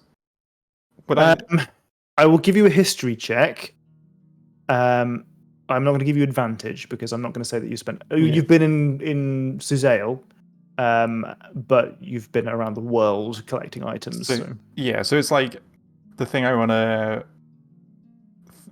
Thale is thinking about is like when I've seen other Purple Dragon Knights, do they always look like they have really like clean made up armor that's like presenting like a powerful force, or are they often like beat up? Great question. Roll me a history check. Can someone help? 14. Too late. The dice has been rolled. Take my d6. Ooh, we do need to use those. Yeah, running out of time. Go for it. 17. You haven't seen too many dinged up Purple Dragon Knights. You know that they take their military very seriously. These aren't really like just anyone can slam on some armor and become a Purple Dragon Knight. They are Apparently they can. a very serious training regimen, and they are militarized. So it would be unusual for them to be wearing armor that is clearly flawed. But having that being said, if you'd seen a bunch of them come out of a battle, they would not be. Yeah. in pristine If you're condition. patrolling the road, you haven't just come from battle. Yeah. It is unusual for high statue guards such as yourselves to have such tatty armor. Were you allowed Tatty? out? You're talking about the Purple Dragon Knights right now. Yes, Okay. you normally maintain their armor well because they have pride in it. Your sergeant should never have let you out of your barracks looking like that. Well, we fell on hard times, okay? Do you have any idea how expensive it is to upkeep this armor? No, enlighten me. It's expensive. How much? How expensive? More than I get paid in a year. Okay, how much Which is that? is. Listen, what? No, I do not believe that you are a Purple Dragon Knight, because the Purple Dragon Knight would know that. They would not leave their barracks looking in In my this state. experience, they also provide paperwork when asked. So Listen. On your way, and he gestures to the dwarves, and they fucking hightail it. They're like, hell yeah, I'm getting away with it. Wonderful, they're gone. And he turns to you. Just go. You happy? No toll was paid. They got to go home. The roads will remain fucked. My armor will remain shit. Okay? Just go on your way. Wherever you're off to, I don't give a fuck. Just leave me alone. That also doesn't seem like a Purple Dragon Knight behavior. You sound upset. Who gives a fuck? You would if you were a Purple Dragon Knight. Yeah. Seems you're not keeping your composure very well. I just want this to end. I mean, it's pretty simple. You can fuck off. You know what? We will. We will fuck off. And he kind of gestures to the other individuals, and they start walking in the direction back towards the way you've come. We'll fuck off. Here we are. We're fucking off. Bye. Can't believe that worked. after they take a couple of steps away, I'm gonna like quietly to the group say, "Didn't you say that they looked like they recognized us?" Well, they were looking us up and down. I don't know whether they recognized us. Maybe they recognized us as adventurers and knew not to mess too much. Hmm. Yeah, they Maybe. could have just been deciding whether to shake us down. Hmm. / rough us up.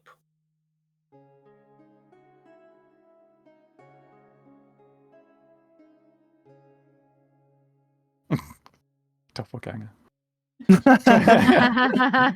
Everywhere. That's our trauma, is just everywhere we see somebody and we're like, they're probably the damn Oh. doppelganger. And then the one time we trust someone, Yeah, that's going to be the doppelganger. It's the new checking for trapdoors. Yeah. Is it a trap NPC? Are they just like walking off? They're not- Yes. So they can shake someone else down somewhere else. Hmm.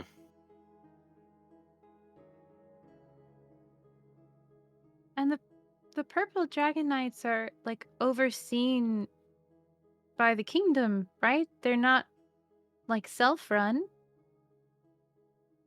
are they? You can roll a history check. Someone could probably help with that. She's asking out loud because Sure, yeah. history is not. Who does have good history? Because it sure isn't me. I think haiku because it's intelligence, right? It's a Haiku fairly fail. low DC. I will think. It's I will think. Do you want my d6? Then we've used all the d6s. We're up in the Yeah. plus 10s up in here. you're on 4. Ooh, 19. Bloody hell. Yes, you are aware that the Purple Dragon Knights are the standing army of the Crown. So they are not an independent run organization. There are a couple other like sort of wings almost, or like associate like wings of the Crown. They have the Purple Dragon Knights. They have the Blue Dragon Knights, who are the Navy. The War Wizards are part of the military as well, but these are all distinct kind of sections. And then there's the Council of Mages, which is a separate entity as well, that sort of is like alongside the War Wizards. They talk about like magic and the rules around magic and things that impact powerful spellcasters, even down to the lowliest spellcasters. But they don't really focus too much on like the military matters. Whereas the War Wizards are primarily focused on war. Do you think it's possible that Alrius is like mobilizing them away from their primary focus? Like maybe they've instituted taxes, but it's because he wants to gather resources to further his scheme? Is that possible? Do you think the oversight could prevent that? Like maybe these people are just doing what they're told and they can maybe tell that it's not typical, but they are just following orders? I don't want to hurt them if that's true, because then No, I they're... don't know. You don't have to follow an order. You don't unless you have people to take care of and no other way to do it. And it is only a tax, a toll. It is not unusual. But these were unusual circumstances.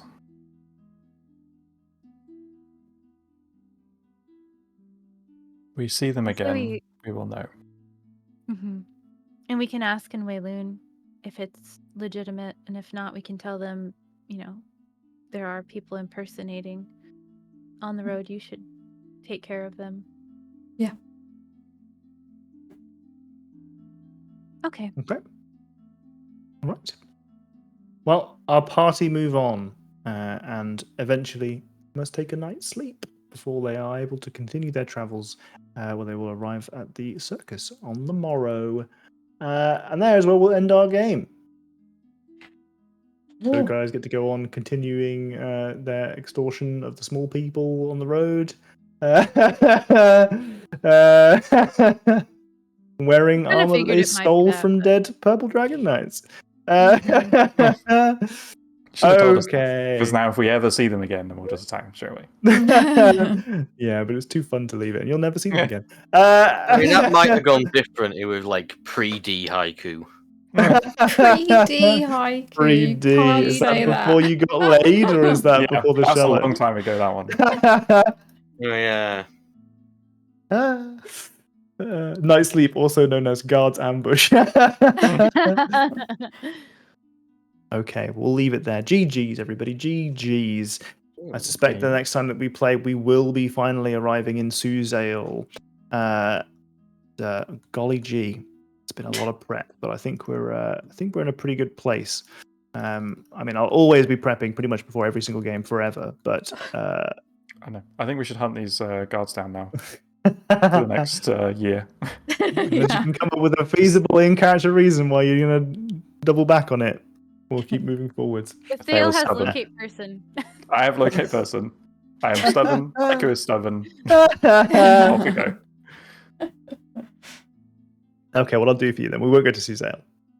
You'll have a dream in the night of people getting mugged by these purple dragon knight imposters, and then you'll wake up in the morning like, well, fuck, now we've got to go kill them. Yeah. And then we'll go do that, and then we'll move on with the rest of the story. Mhm. Cool. Like I said, we're moving on eventually to Suzelle, where I am going to have chock-a-block, lots of wonderful, cool shit going on, in a similar sort of fashion that we currently have, in that there is a story to follow, but there will be mini quests and encounters and stuff along the way. So I think that's the best way to play D&D. I hope that you guys feel the same. We'll call it quits there. However, before I hand over to Jenny, and Jenny can do the rest of her good night streamy stuff, let's not forget that it's Jenny's birthday tomorrow. Woo! Jenny! Oh, yeah. Woo! Well done. Happy birthday! Well done. Congrats. And sounds like she's planning on streaming tomorrow. If you wanted to hang out tomorrow and say hello and happy birthday to her, you can also do it in her Discord server. Say happy birthday, you bastards, tomorrow. And you know, a good way to treat Jenny is to treat yourself by buying things from her store! Exclamation mark. Mhm. Okay, we're gonna do it right.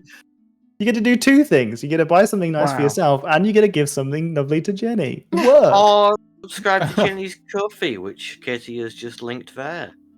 She's got a doodle tier available at the moment, right? Is that right? Mm. It hasn't Yeah. been filled up yet. Yeah, there's a So you slot can in get Wow. doodles. You could repeat doodles. Mm. Wow. Our commission's open currently, Jenny. Yeah, they are. Yeah. Oh, Oh, commissions are open too. wow. Wow. Oh my gosh. There are so many ways to help yourself whilst also helping someone else, you know? Mm. And I On their know birthday, no less. on their Truly is birthday, a win-win. wow. And it's such an easy way to just, put light and love out into the world at the same time as benefiting yourself. Isn't that great? Mhm. Wow. And I mean, Such a noble act. and Docs gets doodles all the time, so Docs can give wonderful testimonials about how I great can. these doodles are. They're amazing. I love all of them. Oh, every single one! Hmm. Wow. Jenny Okay, never fails. This is gonna force the And- raid and to if happen. for whatever It's gonna force reason, the raid to you happen. don't It's want just- something Raid is- yourself, you can just give Jenny money. You have Yeah. about 20 seconds before the raid happens. Oh, If you want to kitty. just give Jenny money, you can just give it to her. You can just do that. You can just give her Whoa. the It's money. gonna force the Really? raid to happen. It's gonna- We'll see you next week, probably. We're probably gonna freeze when I click this frame. Bye. So put hearts in the Bye. channel. Bye. See you later. Bye. Goodbye.